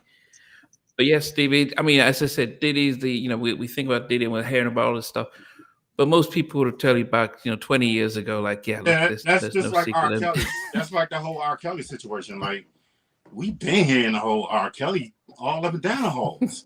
You know what I mean? Like, that wasn't nothing new to me. You know what I'm saying? Like, okay, we been knew Kells was doing this. You know what I'm saying? And it was all up and down the hallway and at the labels. Like, ain't nobody do nothing about it. Ain't nobody say about it. But the whole thing with the end of the day, always remember they will give you enough to destroy yourself. Believe that. Because you look at a catalog of work. You know what I mean? Let's take R. Kelly, for instance. You look at his catalog of work. It's worth billions. You know what I mean? So give him enough rope to hang himself in the end. That way we'll be able to have this entire catalog eventually. That's right. He's gone away. It's all a power move. It's chess all day. It's a power move. And you look at any famous artist, Elvis Presley, Michael Jackson, you look at all of them. It's all a power move. Michael Jackson kind of played his thing the way he needed to play it, though. But all the rest of them, you know what I mean? It's about that catalog. It's about that record label getting that catalog at the end of the day. So you just they give you all the poisons, all the weapons to destroy yourself. Self-destruction. You know what I mean? But once you see all that, man, it's like, again, are you gonna go to this plateau? Are you gonna go to this level? Or you just gonna be satisfied with what you've done? And that's one of the main things when it comes to me. I was cool. It ain't really mean that much to me. You know what I mean? As long as I did a few things here and there. And the thing is, like my life today, I program now. I'm mainly a computer programmer. You know what I mean? And I love music so much that, everything that I do now is about creating plugins and creating sound plugins for producers. You know what I mean? And for the community itself. So I still endorse myself inside of what my craft is what I love. You know what I mean? Just like me running my studio, me being an engineer, and so forth. So it's gonna always be in the vein. It's always in your blood. You can't get rid of it. You know what I mean? It's a God-given gift. It's just there. I don't care what you try to do or try not to do. You go get a 9-to-5 job. Even while you working, you're gonna be thinking about music and creating music in your head. Even flipping burgers at McDonald's. You know what I mean? It's just gonna be there. You know what I'm saying? So yeah, at the end of the day, like for me, it wasn't that important to me. When I was younger, yeah, it was important for me to have plaques, for me to have this, for me to have this car, this house, blah blah blah blah blah blah. You know what I mean? But as you constantly deal with it, it just tear you down. It's just gonna start draining you. You're just gonna get tore down from the whole game. You know what I mean? So yeah. I mean, but that story about the being in the Sony building and watching you for 30 minutes, and then it sounds like stuff from Squid Games, but but that's how gangster it is. Like Squid Games, the one on Netflix. I'm just those type of conspiracy stuff where we're watching, mind games and psychological thriller. I They tell know you what this they're much, if doing. that's what you say, that's a TV show, right? I guarantee you somebody has experienced it in real life and they got the writing from it. You know what I'm saying? It's real, man. Yeah. It's real, man. You know what I mean? Yeah. So let me don't say know. this. I want to say something about the change face thing. I know you asked me about it earlier, but I'm gonna try not to use names. Okay. I'm gonna try not to use names, but an experience that I had in the process of mixing the Change of Faces records.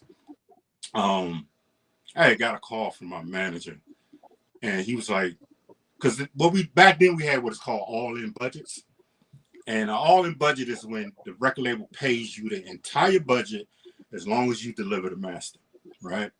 So it's not like inventories or itineraries or any of that thing, right? So they would pay you the entire budget. So I was paid the entire budget. Whatever's left out of that budget, that's what I pocket, right? So during the end of the process of doing those two records, the manager calls me and says, all right, you need to send the masters to New York because they're going to mix the whole record up here. And I was like, I want to mix this record. I want my people to mix this record. And he was just adamant. Listen, man, you got to send the reels up here. And he just called me every day. I'm like, man, I'm going to fight this one. Because again, it was always a fight. You know what I mean? So eventually, like, man, look, R. Kelly is sending his records up here. R. Kelly got his people mixing, blah, blah, blah. So like, we need you to send the reels up to New York. All right. Went on, gave in. Send the reels up there. I said, well, let me know when my song is on the board. I said, can you promise me that? Right? He's like, yeah. I'll call you. Because New York ain't but 3 hours for me. You know, right? So he ends up calling and say, yeah, it's on the board. So I'm haul ass. I'm driving to New York. I get to the studio. Right? There's a track 13 on my reels. So I'm looking at the spread on the board. And I knew that I had put an organ on track 13. It was an organ sound. It wasn't that many tracks. It was like 24 tracks. So, in the console room, we got like 48, 224 reels. And I seen that track 13 was crossed out and my organ was over here on track 25 because we used to run a Simply code on 24 to sync everybody up. So the organ is over here on 25. So I asked the guy, it was 2 white guys. And I asked him, I said, man, why y'all move my organ? Don't worry about it. And I'm looking at them, I'm like, man, these motherfuckers look weird as shit to me. You know what I mean? Like, they look really, really weird. You know what I mean? So I went on with it. They had already had one of the tracks kind of mixed. So I just went in and did a little tweak here, tweak there. But I'm looking at track 13. So the engineer leaves out, the guy leaves out. And it wasn't muted, but I could see the meter bridge right here. Right? Just a solid green light, the meter bridge. So I hit solo, I didn't hear nothing. I'm like, well, why the meter bridge just coming up? Some sound should be here. I hit solo. I hear nothing. So he comes back in. All right, that's done. I head back to DC. I come back to one of my engineers that was Horizon Studio. This guy named Gary Yost. And he's done Joe to See. He's mixed for everybody. Timberland, a lot of rock bands and so forth. So we meet up today because he's my main engineer. I'm about to cut another record or whatever. And I'm sitting in the booth. I'm sitting in the control room with him. And I said, Gary, you ever heard of this before? So I tell him what I experienced because he was like, how's New York? I was like, weird. He's like, okay, you know what I mean? So we just talking.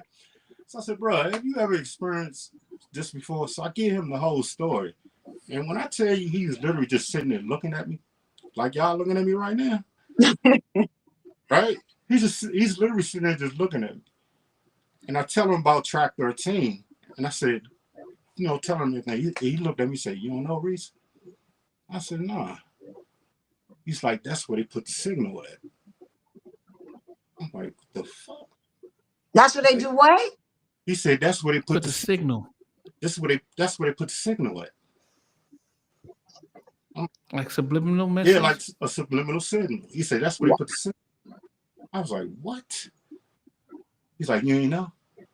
And I trust that he said it because I know he done produced engineer for everybody, including Devontae.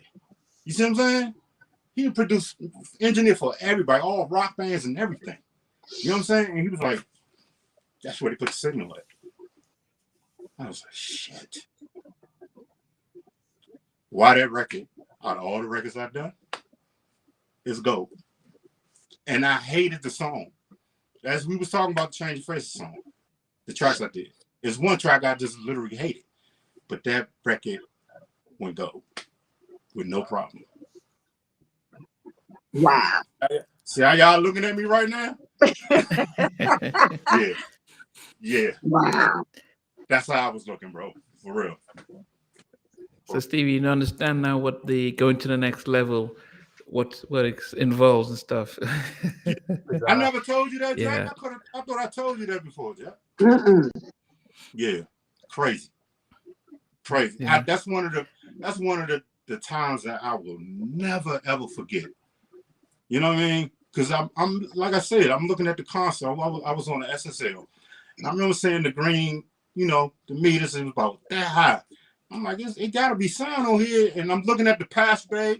I see the return, the send, and everything in the patch bay, and it's all hooked up. There's no bypassing, no nothing on 13 because I'm looking at the patch bay. And when But I hear you know what? Maybe that's why. It was like, what the hell? You know what, Reese? Maybe that's why a lot of our records had to be mastered at Sony. At Sony, yeah. Yep. All of our records had to be mastered at Sony. I ain't think about that. And so something about number 13, Friday the 13th floor. Yeah, that what the thing is, when I sent my reels to New York, I knew I had an organ. I can look at the track sheet. That's how for certain I was. You know what I mean? Because we had to write things down back then. You know what I'm saying? So I'm looking at my track sheet. I know I had an organ on 13. You know what I mean? And then when I get there, my organ's all the way over here on 25. But then you got a big old red mark X on track 13 now. What was the point of moving my organ over? Because it wasn't even no more than 20-something tracks. You know what I'm saying? But the sad thing is you couldn't even trust your manager. You know what I'm saying? It's like yeah. We couldn't even trust our management because at the end of the day, management knew stuff that we didn't know. Yeah. And you did have some management, selling out with their producers or whatever. I mean, Hiram Hicks was mine. So, Hiram had me. Well, he got Keith Sweat after I was with him, but he had BBD. When I met him, he had New Edition. And then, he became the head of Black music took over Island. at Island, yes. And then he signed Drew he signed crazy, Drew Hill. Same circle though. That's crazy. Yeah. Because I Drew Hill worked with and Ricky Bell. what's her Because name? I And had Kelly produced Price. Ricky Bell at that time. That's crazy. So it's a lot. Like Yeah. it's a lot. So for the ones that don't believe and they think it's conspiracy, there's no conspiracy to this game. It's either you down or you're not. You know, I Exactly. chose to walk away, but I also felt, and I can say this now, I also felt that they knew they couldn't get me to go along with nothing. It was gonna be like, nope, nope, nope, nope, not me. I'm not doing it. Yeah. And I know when they see those people, those artists that are like that, and that are gonna fight back and say, no, we gotta go. Basically, you know, Mm-hmm. you gotta go. You're not gonna be able to, You're not gonna get you're not gonna get all the way to the levels that no, not you at may all. dreamed of. You know what I'm saying? You're just not gonna get there. You Not at gotta make all. a choice. You're gonna make a critical choice. You know what I mean? Because the whole thing, I think there's a lot of ego when it comes to this stuff. You know what I mean? It's a lot of pride, a lot of ego, a lot of things of that nature that will make you excel to the level and say, I don't care. You know what I mean? I want to be Yeah. famous. I want to be this, that, the third. When you got a God spirit in you, it don't matter. You can easily say, I'm cool. I made enough. I'm not greedy. I'm satisfied for what I was given in the gifts that I was given. You see what I'm saying? When you get to that place mentally, then you're good. But if you constantly chasing it, yeah, you're gonna end up in a weird place in this Yeah. You're gonna end up And in a I weird. have, and it's that I have so many platinum albums, and I Yeah, have the this, yeah. this, and this, and that. You don't go nowhere with that. You know, Right. you did a lot with that. There's a plaque right here. People be looking at me like, man, I don't give a shit about that, man. You know I what got I'm 5 saying? plaques. I don't have none of them. I got 5 plaques, and I have none of them. No, I Right. don't show them. I don't even have them. I gave them away. Right. It's like that stuff means nothing, you know. You know, I What don't, you gonna say, Stevie? I don't want to set Jackie off here, but I'm just, you know the artist SZA, SZA. Uh-huh. She just released a deluxe album, and the cover of it. Just let me show you this cover. I don't know if you can see that. Oh, you can't see it. She's semi-naked. Is it like a beetle? No, she looks like Really? devil thorns on. Wow. On stage? What they do to her? Because I'm SZA sure. didn't come in like that, right? You know when you talk about the devil in a lot of your past interviews, Jackie, I thought, what you keep on about, and then she turns up looking like a naked devil. Yeah. Yeah. Scary, very scary image, and this is an R&B artist. That goes back. They're selling. That goes They back to the are. fact of the whole gay agenda that was hidden back then. They are more freer with the Satanism today, more than ever. That's right. It's freely flowed today. It's like the floodgates have been completely let open. Yeah, wow, that's crazy. That's crazy that she looked crazy like that. That's crazy. Yeah. I gotta pull it up on my phone. That's crazy. No. You go on, yeah, that's Can it. you guys see it? Yeah, there it is. Yeah. Oh wow. That's a frightening image, that, isn't it? It is. For an Yeah. R&B But see, artist. they don't. You know why they don't care, Stevie? Because they're trying to get to the place where they want people to feel comfortable with these images. They want people to feel comfortable enough to let all of this stuff into their lives. Because once you come into an agreement with it, then it's able to come into your life and you're going to accept whatever. So they give it to you with a baby spoon. You know, they keep feeding it to you little by little. And then you're like, okay, whatever. It's with the Beyonce's, Rihanna, with Lady Gaga, when she had all the meat, she had a raw meat outfit on. Like, who does that? Like, they constantly keep feeding you these little bits and pieces of this evil until you accept it. So we don't know what they're doing behind the scenes now. That's Kids are missing and all kind of stuff, and people are like, "Oh well, now it's going to something else." There's a lot of people in the industry that's scared to speak up and say whatever it is, that they want to say. They're scared to say it because they're scared that people are going to come after them. They're going to get blacklisted or whatever. But my thing for me is, what you going to blacklist me from? Like, you can't tell the people at little bars or whatever that I'm gonna go sing at that I can't come sing. I don't care to be in the business like that anymore because I don't want to sell myself out. You know, I can come out and be butt naked like everybody else. I can have on, you know, my body is not bad. If anything, I gain, you know, a couple little pounds. People say you thick. You know, they're like, oh, you thick now. You thick. We like that. So Right. I can wear those little outfits and have my breasts showing and whatever. And I would, let me tell you, I would have a zillion followers with my eyes closed if I did it. But I'm not selling myself out. Because once you start, that's it. You opened up that Pandora's box, that door, and now you let it in. Now Right. this is what you feed off of. And the one thing I hate about this business is praise. We're never supposed to let anybody praise us. If the bottom line is, if people like you as a singer, producer, you know, musician, whatever, you know, you're supposed to say thank you, you know, for my gifts or whatever. But you notice that when people go to shows, you got the people down here and then the artists are on the stage. And what is people doing? Raising their hands and they're clapping and they're praising you. So right there, you're praising the artist. Now, whatever demonic stuff that they're doing, you just put yourself right into that, whatever they just let out. So you at a Beyonce concert. Let me ask you this real quick. I'm going to cut you off. Have you ever went in an exec office and noticed that the platform is there and you sitting below? You know what? You're right. Oh my God. Have you ever noticed that? Now that you stated it. I'm not Oh my God. I'm not going to say this person's name, right? Because again, I'm not going to say this person's name, but I walked into a meeting one time with this particular person high up, and I remember walking in, and this person there was literally a platform where his desk was in his chair. And I remember sitting down, I was like looking up. And see, when you gifted, you see everything. You know what I'm saying? You see everything. And I remember like, what the hell is this? You know what I mean? So I'm conversing, but I see this person kind of like on the desk, and he just leaning down, looking at me, talking about a deal.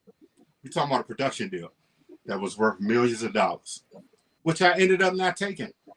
You know what I'm saying? Because my spirit seen the whole office. I seen how the platform was there. I seen how I was to be set down low. You know what I mean? And I seen how this person was to be up above me. You know what I'm saying? You never noticed that, Jack?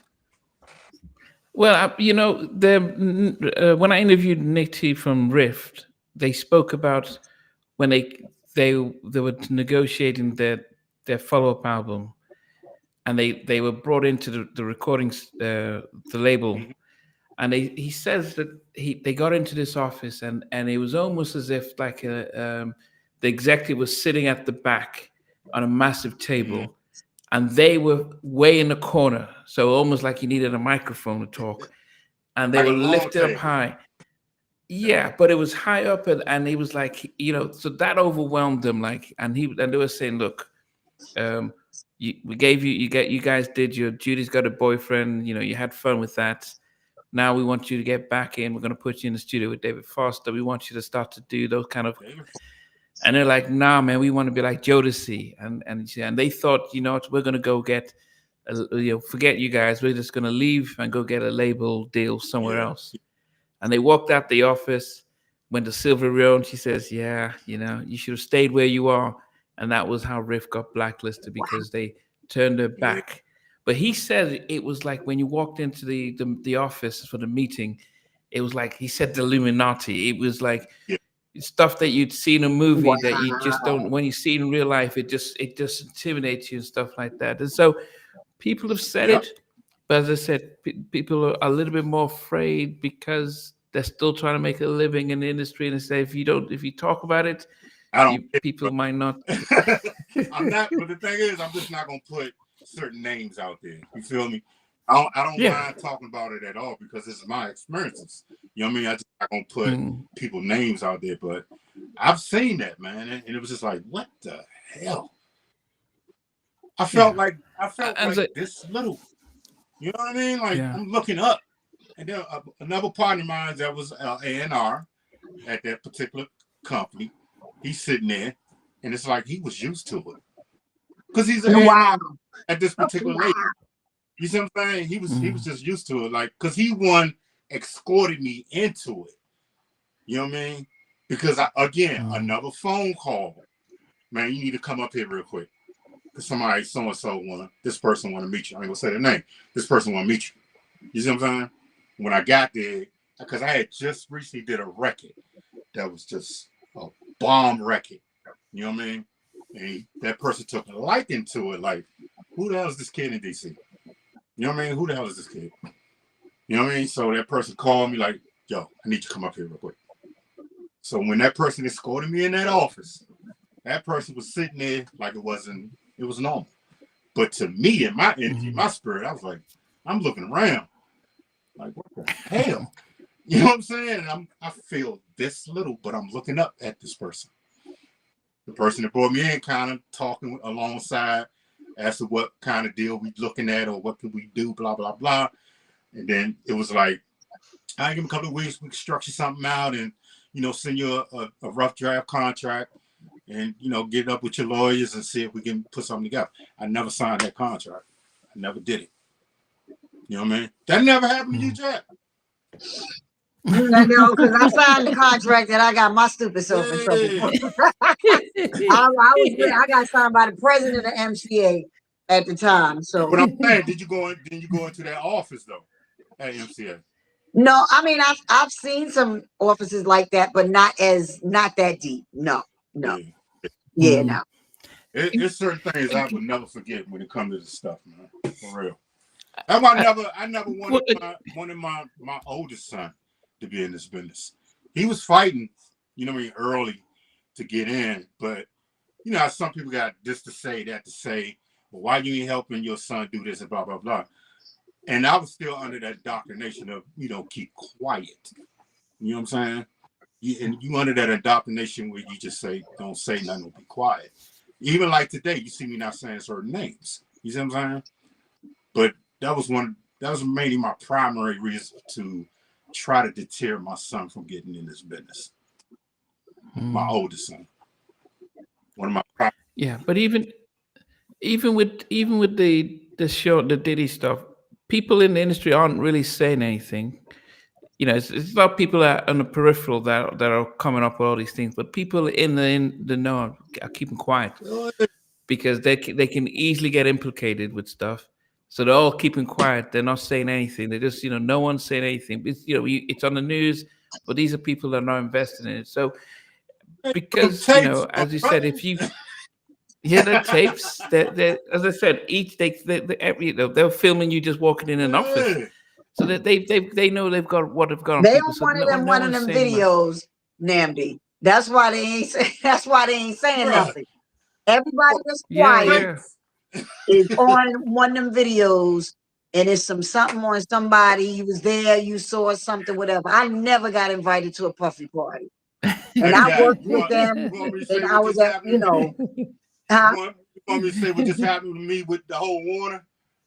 With the what? Warner, that's right. Oh yeah, tell them what happened with Warner. I don't have anything to do with Puff, right? No, I don't have anything to do with Puff at all. But the Soul for Real remix, which I done 30 years ago, I get a little bit of royalty here and there for performance rights from BMI, right? Set It and Forget It. That's 30 years ago. You know what I mean? And I might see a few residuals here and there. About 2 months ago, out of nowhere, Kevin Lyles resigned. Who's the other guy, the Chinese dude that resigned at Sony? It was somebody else, a couple of people, VPs that resigned. It was like 3 of them that resigned. Exactly. And all of them affiliated with Warner Chappell. About 2 months ago, bro, I get an email from BMI stating that BMI research department is doing an investigation to see who was the particular writer on the Soul for Real remix, and they are saying you do not own the rights to the music that was produced. And this was literally like the next day. And I called my home and I said, bro, they scrubbing database now. Out of nowhere, as soon as Kevin Lyles left, as soon as all the VPs left, the Warner Child was literally trying to cover their ass and started scrubbing all database and writers of the music. Wow. Literally. And I got all my receipts. You know what I'm saying? I ended up having to write a complete letter to BMI. I literally had faxes because back then we used to, do contracts on fax. And of course, the ink is faded off of these fax papers. Man, I literally went through my briefcase, put that thing on the scanner, put it in Photoshop, found the way to get all of the letters, the wording to come up. And I had copies of all my contracts related to that particular situation. Sent that over to BMI and sent that over to Warner Chapel. You know what I'm saying? So soon as the whole Puffy thing came out, soon as the VPs rolled out, I said, man, they literally scrubbing the database. Literally. It was like 2 days in increments, man. I said, they literally scrubbing the database. And I haven't heard anything else about my royalties when it comes to BMI and the So For Real project. I haven't heard nothing back. Is there talking and about one? They definitely didn't expect me to have written receipts because it was 30 years ago. But I'm the dude that keeps everything. You know what I'm saying? I keeps everything. I don't think they expected me to have those contracts and the itinerary. Like I had the itinerary, I had the date of recording, which was August the first 94 or something like that. I had all my receipts, man. And when I sent that back off, I haven't heard a word from him since. Jackie said, "What you say, Jackie? You got to get your." No, Stevie. It was Stevie that was saying something. It's pretty deep. It's to do with Warner Brothers. It's to do with Prince. It's to do with P Diddy and Jay-Z.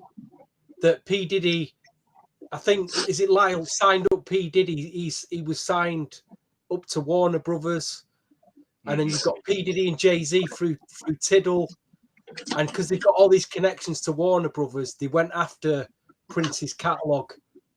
And there's this conspiracy about, because, is P. Diddy some way responsible for Prince's death because they didn't get on or something, or Prince didn't want to go to any of his parties, and they tried to get hold of his back catalogue, and suddenly Prince dies. I don't know if it's all linked or not. Yeah, I wouldn't have. Yeah, I wouldn't have no knowledge. Very deep. Yeah. I haven't heard about that. You know what I mean? But there's the giants, right? There's the parent companies and just the smaller labels. But Warner Chapel, Sony, Universal Music Group, those are the three. Those are the three that controls this entire thing. Yeah, I mean, if you think about, when Michael owned the whole Beatles catalog and owned half of Sony Publishing, refused to sell, and then he dies, and then everything is sold back. It's as obvious, as open as it is, but there's no proof, of course. Right. But this industry, did he, yeah, they can like what they try. I mean, on a small scale, look what they did to you on a small track. Can you imagine what, whatever it's Prince or whatever it is? They're talking about this is billions that they're investing. 50 years down the road, music doesn't die. So that this is this big thing. But those of us on the outside now, those on the inside know what's happening. Yeah, and I tell everybody. I tell everybody, man, the real show is behind the curtain. Period. The regular people, normal people that are consumers, that consume this stuff, consume music and everything that we create, people don't realize the real show is behind the curtains. For real. And that's where all the plays are played. You know what I mean? That's where all the conniving and everything is done behind the curtain. But what's put in front of you is just the show. The artist. Like Jackie, they put that in front of you. But the real show is behind the curtain. So if you want to know the truth, look behind the curtain. That's where all the fighting is going on.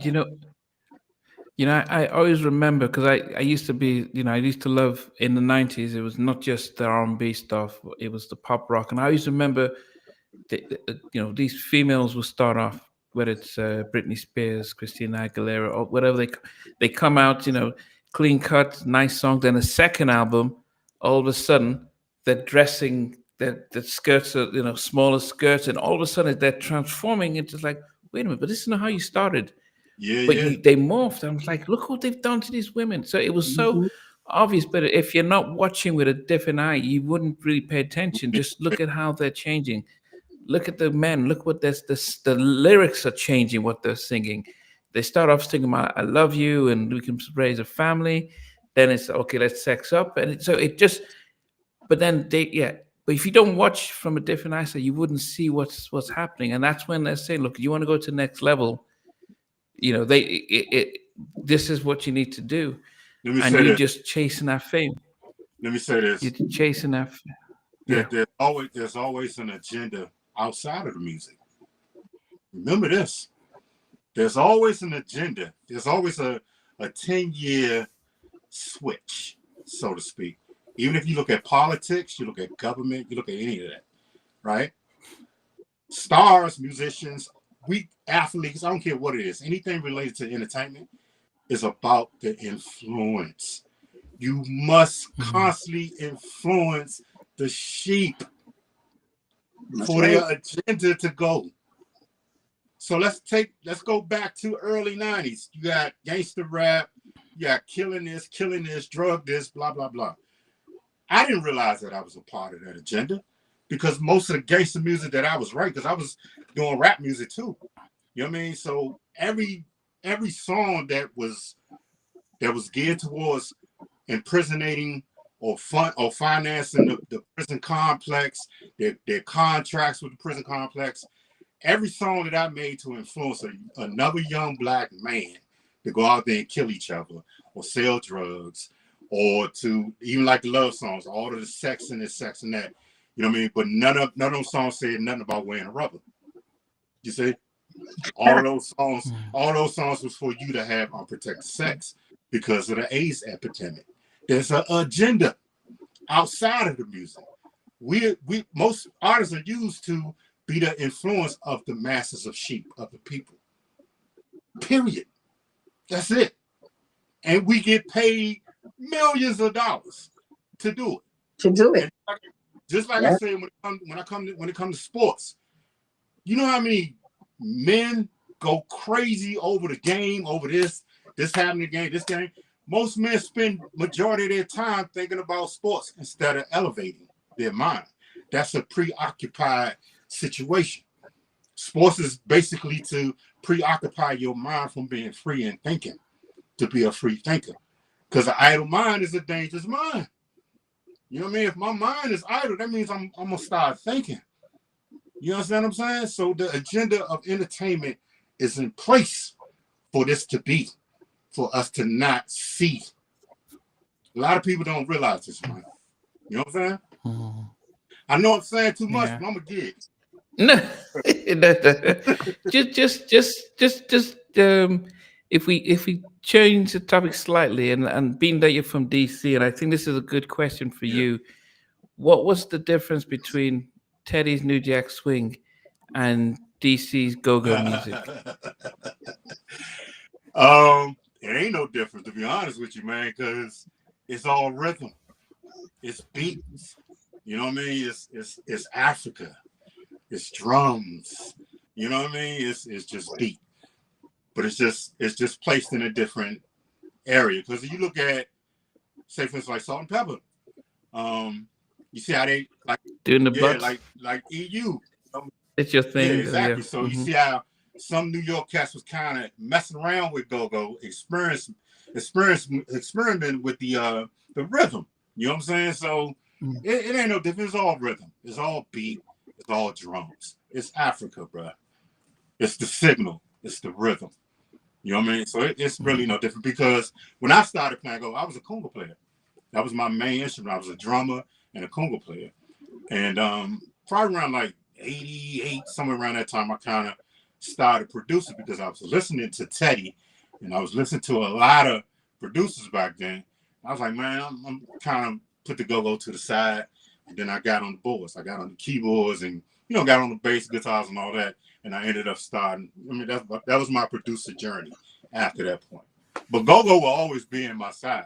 It'll always be in my heart. You know what I mean? Because it's the rhythm. You know what I'm saying? But New Jack, when I think about New Jack Swing, Teddy is one of those dudes, man. I promise you, I keep telling Jack, I just want to ask him one question. About the song. Tell him what song. Teddy's one No of them Diggity. guys. Yeah, the No Diggity track. Teddy one of the guys that did it and changed it. There's very few producers that come in this game within 10, 20 year span that can actually turn the music around. That's why me and Jackie doing what we trying to do, because for the last 20 years, bro, I don't know what this is. I really don't. I don't know what this is. Last 20 years, I don't get it. You know what I mean? Just all of the 808 stuff is, I mean, by then somebody would have came in and switched this over and turned it around to be the leader of the new sound or the new culture of sound. You know what I'm saying? But Teddy was one of the dudes that changed it, right? Case in point, Timbaland.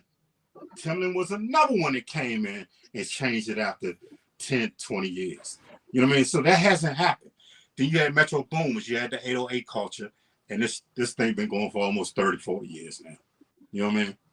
But the question I want to ask Teddy, man, is in the Yo Diggity track, the piano part, which I always fantasize about this piano.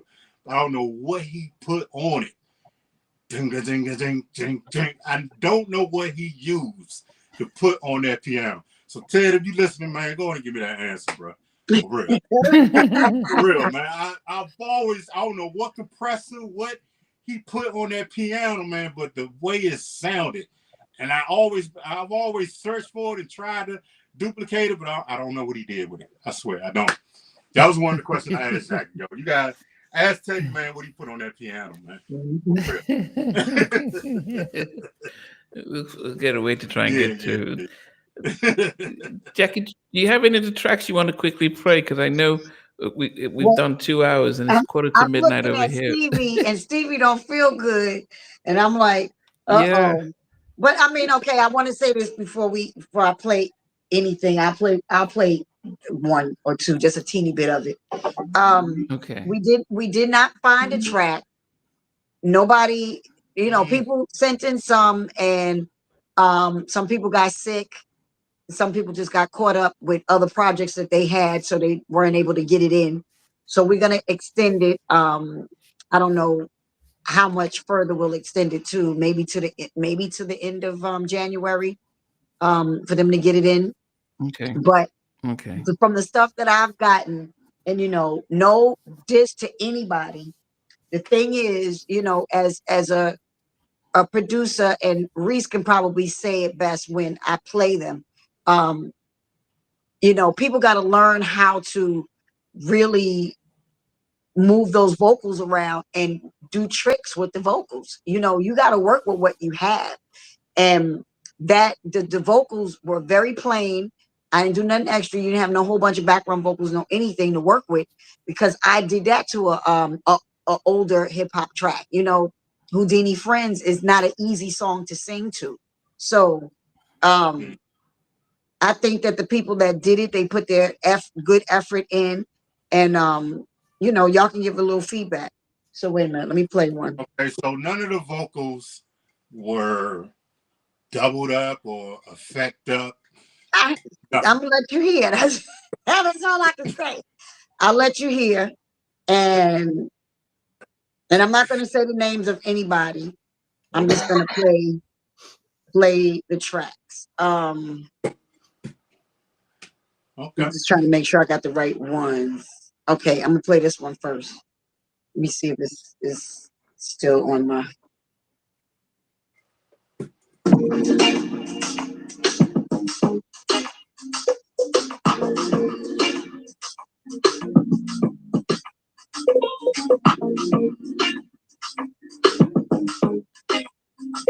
played it already. If you really want me, tell me that you need me, alright. We'll say that. If you really need me, just reach out and call me tonight. Oh, I need to know if you're really rocking with me. All right.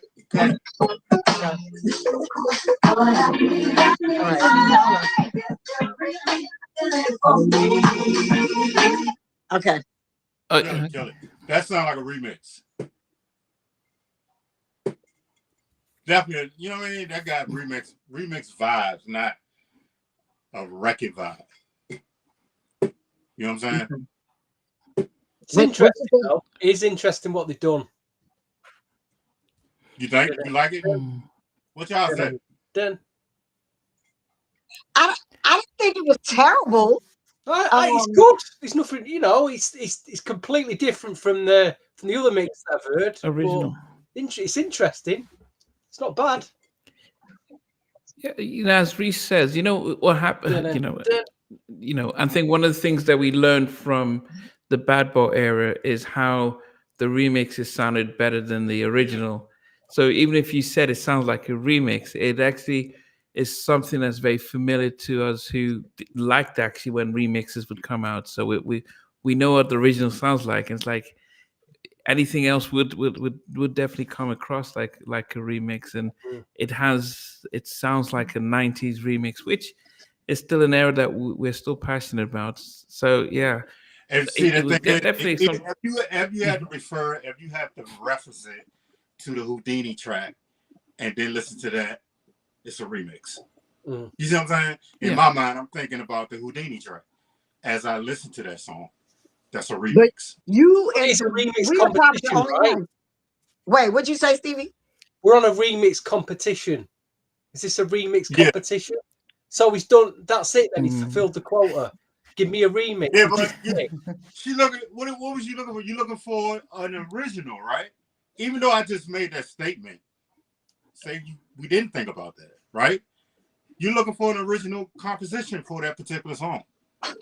You know what I'm saying? Yeah, I mean, for me, I didn't want it to sound like somebody was trying hard. Now, I'm gonna say this one is not bad. This one that I just played, it's not bad. But the thing is, it has to fit into the other stuff that we're putting on the EP. You know what I mean? So, but they don't know that, do they? We don't know what they do. No, they didn't. That's why. Okay, we got to be fair. You're right, Stevie. We got to be fair. So they need to hear some of the other stuff that's going to be on the EP, so they kind of get, they'll get in their minds of something that that can fit in whatever. But we got different kind of stuff that's going to be on the EP. Like I'm putting the remix of Riches of the World, and I'm putting Time and Time, and I'm putting Slow Down and No More, and I feel that it just have to fit in there somewhere. But I didn't think this one was bad at all. You got another? Did it remind you of Manifa's Baby Don't Go? I Miss You, Come Back Home? What? That's what that remember the remix of Come Back? Yeah, it reminded me of the the remix of Baby Come Home, doom, doom, doom. I know what you're talking about. Yeah. Well, you know what? Yeah, so let's come back to that one. We'll come back to that one. Maybe we need to hear that one more time. Do you have another one to play? Yeah, I have a few. So this is another one.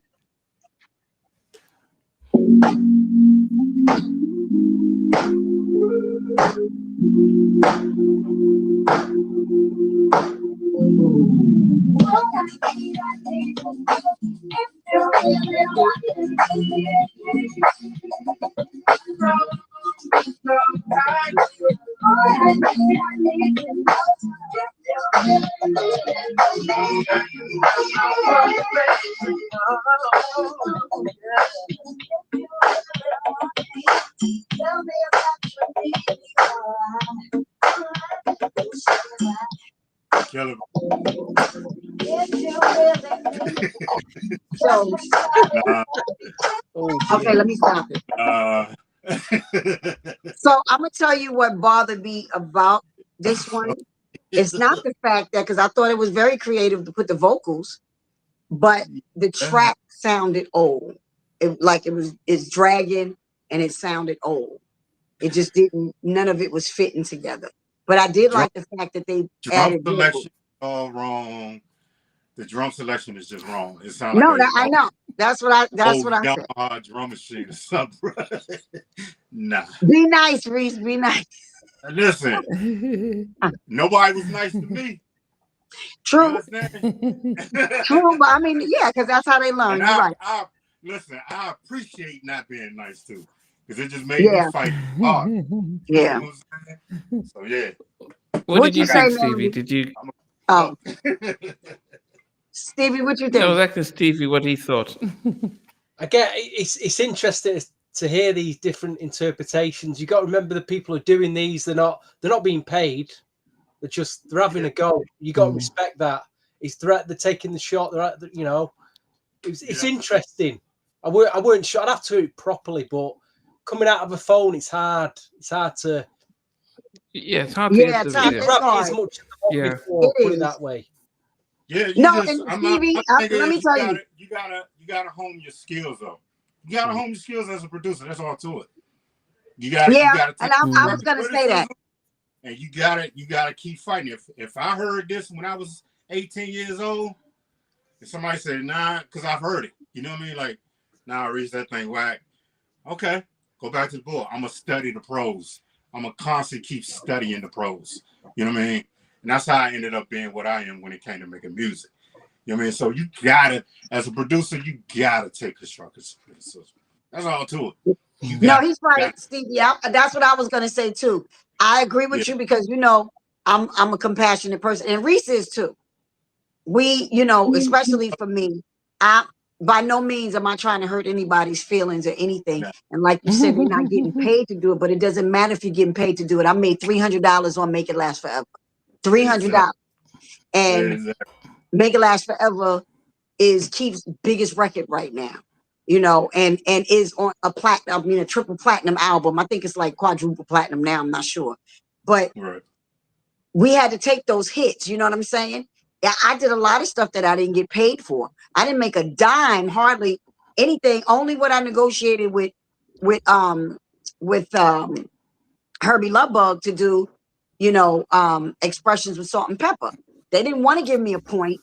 They didn't want to give me nothing. I wrote my part, and I let it go. I was like, I let it go or whatever. And it wasn't even about me paying dues then. I already had a big record deal. But it was the fact that I wanted to be on a hip hop record. You get what I'm saying? So I let it go. Hiram said no. Record label said no. And I said, Herbie, go ahead and use it. But I had to take the L because now I don't make a dime off of it. And I made back then $700 for a double platinum single. You know what I'm saying? So it's not about if people, are doing it free or not. Because I did a whole oh gosh, if I told you all the free stuff that I did, oh my goodness. But you do it because of the love of music and because you do want that feedback. Because if Herbie came back to me and said, Jack, hone your skills too. That's the whole point. It does. It really does. It makes you. It's like, hey Steve, you mentioned K-Jack, that record didn't make a dime, bro. Didn't make a dime. You know what I mean? And that goes back to the analog days where it took months to make a record. One track, it took months to track out and make a record. It wasn't even the digital age where you had, you know what I mean, all of the stuff that we got today. That literally, you sitting there for months trying to record a record. It must be a rare record that because he's not a copy for sale on Discog. Exactly, because it never came out. People never came that out. record as well. Yeah, it never came out. Yeah, it never came out. Wow. But when I look at that, I embody that lesson. You see what I'm saying? That's the whole point as an artist and a producer, is to embody your experiences, elevate from them. Mhm. You know what I mean? Yeah. Even if I did that, I'm like, yeah, okay, that's good. All Let's right. go. Go on. I'm gonna go to the next Okay, I one. mean, I'm Jackie, gonna go to the next one because I no, know we gotta wrap this up. Um, no, Jackie. What I was thinking, just because we couldn't get it clear, what would if we extend it to January? Because then when we're about to play them, I can play them direct from the which would just mean it almost as clear as we're speaking, and so it will give. So and it might be good if we samples play some of them on little video clips on IG and on Facebook to say, look at what we've got so okay. far. Anyone that still wants to, we're extending it to the end of January, so at least it's so people can Hear it actually hear right. what's been put out. Yeah, what's been going on. Um, I'm mindful of time because I I'm on know. vacation for the I was next gonna 2 weeks, say. but I know Stevie was in bed just before we came on. But it's been great hearing from you, Reese. Appreciate it, man. I appreciate What a Being revelation! able What a to start revelation! off Some of with, the stories have been this evening. it. And you, Oh and man, you I said got 100 you of said them. at yeah. the beginning you weren't going to say too much. It's quite interesting. Actually. Imagine if he did When say a lot. when it starts flowing, man, I go in and let them go. But you see, I was cautious No, though. actually, yeah. So we're gonna invite you back, and this time we can do focus on your Yeah. music and just talk about some of those things We as want some Yeah. well. more revelations, And Nandi. Right. you, We want some more I revelations. know Stevie. We'll just, We'll I get just to level. We'll get to Hey level man, two. listen, We'll get to you level have to two, pay. You have Nandi. to pay for my security, man. but But you, at the but end of the in day, I'm some always places, secure, Jackie. You know that. yeah. But in some places, I think some of the things you've shared today, it's part of what we're doing here. One, we celebrate music, we celebrate the artists, but we also use the platform to sort of educate. So there are loads of young Yeah. artists, songwriters, producers, singers who are trying to get Yeah. in. And Tony Terry says, "What advice?" I asked him, "What advice would you give new artists?" And he says, do writing, but don't try and get in because they'll have you sell your soul and you won't even realize what's going on. It's not worth Right. it. Having you share your experience, even from the point where you didn't really go all the way in, or you didn't even go in, but the whole thing about track 13, moving your stuff in there from a song that isn't, it wasn't like, but for that to happen, or even experience with Sony, those kind of things for people to say, wow, this stuff is real. So we need to make a decision because we can't, no excuses now. If we're hearing Right. this and we're still banging in the door, there's no Yeah. Yeah. excuse. So a lot of what you have to understand is that you're sharing to really protect the younger generation, just as you try to protect Yeah. your son. Exactly. There's lots of kids out there that need to hear stuff like this. And as you did it eloquently, you didn't name names, which is important because you don't want lawsuits flying around. And what they say, So you gotta say, at you gotta least say you're, allegedly now. You know yeah, what I'm you can saying? say allegedly, but you don't even need to But it name ain't. names. It's I not an know. allegedly thing for me because I'm the person. You know what I'm saying? Like Yeah. I'm there.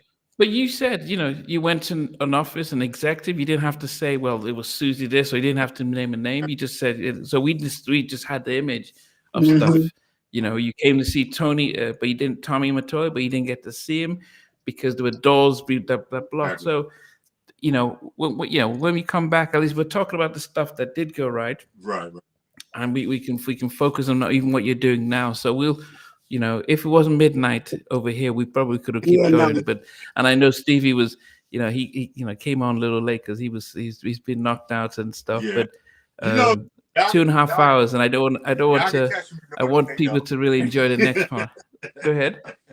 I think Go ahead. No, I y'all missed can that. catch me during the day because I'm a night person. So, you know what I mean? So I might be up 2-3 o'clock in the morning, which would be morning time for you guys. You know what I mean? So that's no Yeah. problem for me. Yeah, no, not a problem. I mean, Jackie. So, in we're gonna, I know we wanted to do Christmas stuff. We're gonna try and arrange stuff, Yeah. off, over the next couple of days and stuff. So, we'll get back with you, Jack, because we didn't even talk about the EP, Jackie. We didn't even talk about So we got Billy all into Scott and all Reese's that stuff. stories. I was in them too. I Yeah, was like, which is wait, good. I Yeah, didn't know yeah, that. which is good. So yeah, so no, Which is good. yeah. So I'll reach out, Jackie, so we can arrange something, and we all four come back, and wherever it takes us, we go and stuff. Right. But Yeah, this Well, is it's I been a thank you guys always because y'all always got my back. Stevie, we want you to feel better, baby. You get better. I do like that first mix you played, though. I do like that first mix. I know you only played 2, but Yeah, I knew you liked that one, and I don't hate it at all. I like it.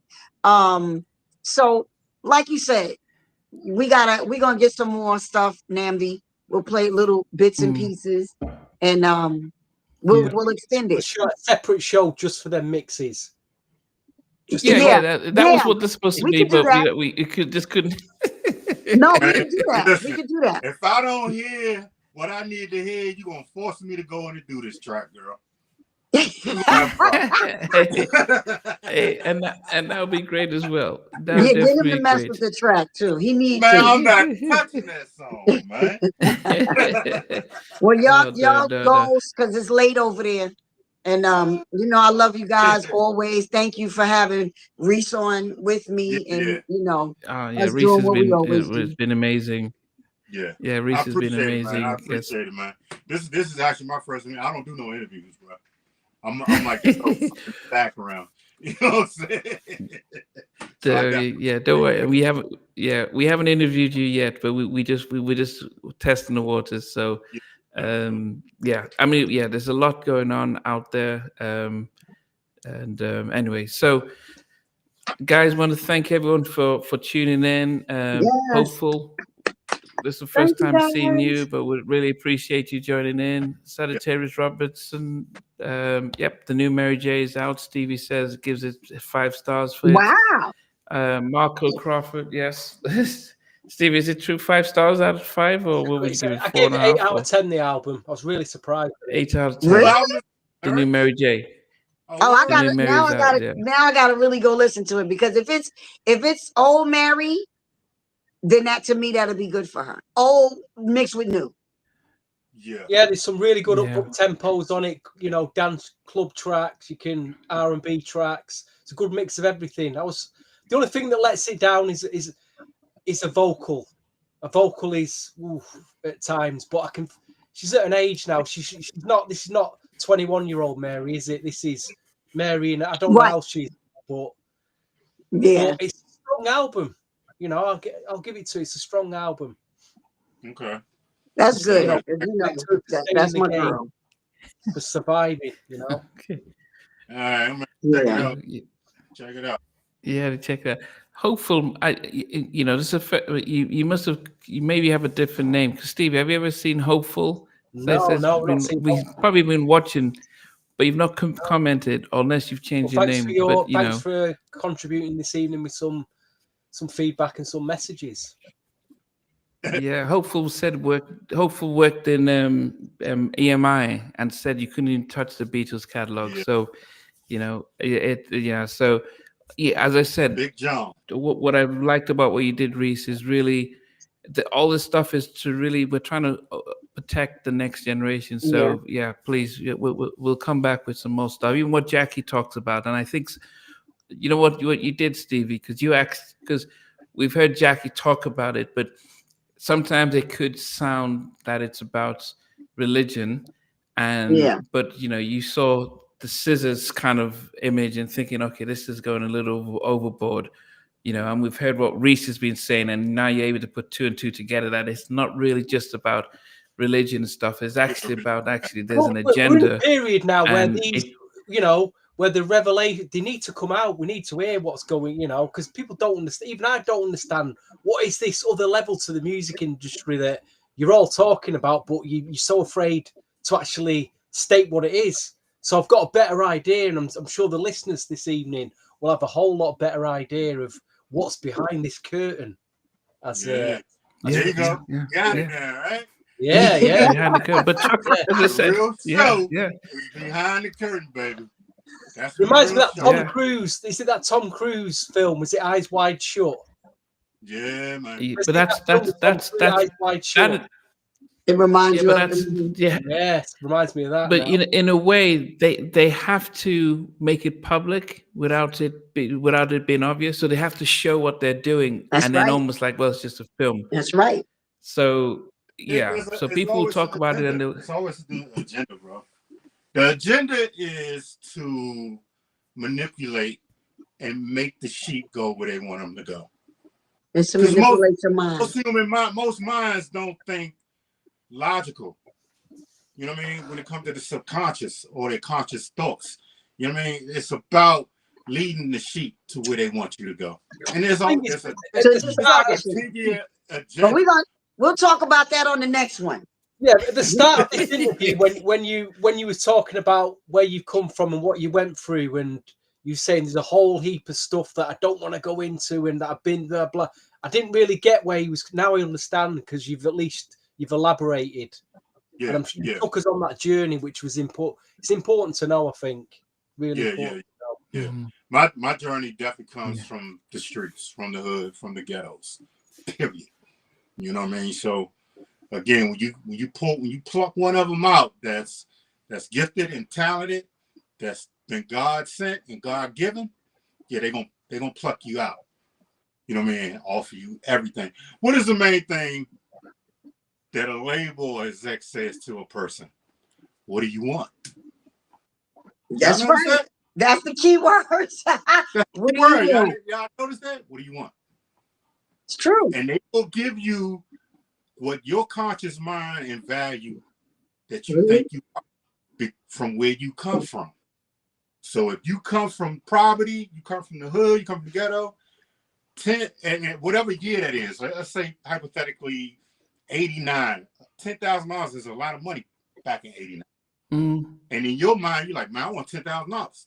That feel like $1 million to you. And that's what they offer you in that contract because they know their agenda is way bigger than what you set your price for. What you set your price for your soul to sell out. You know what I'm saying? And any record label, any situation, you will always hear, what do you want? That's it. Yeah. We can end it now. Oh goodness, you know we're getting ready for part 2. We're getting ready for part 2. So I appreciate it, Reese. Jackie, we love you always. We love you. We love you. Stevie, thanks for being a trooper and showing up, and Thank you, and Stevie. everyone, Thanks, everyone for coming in Natalie. today. Merry Christmas, all. Merry That's Christmas. Two more shoplifting Merry days Christmas. to go, remember. Only 2 left now. Yes, yes. Y'all enjoy. I don't do Christmas, Okay. but y'all enjoy. Yeah, I don't do Christmas neither, but Yeah. salute.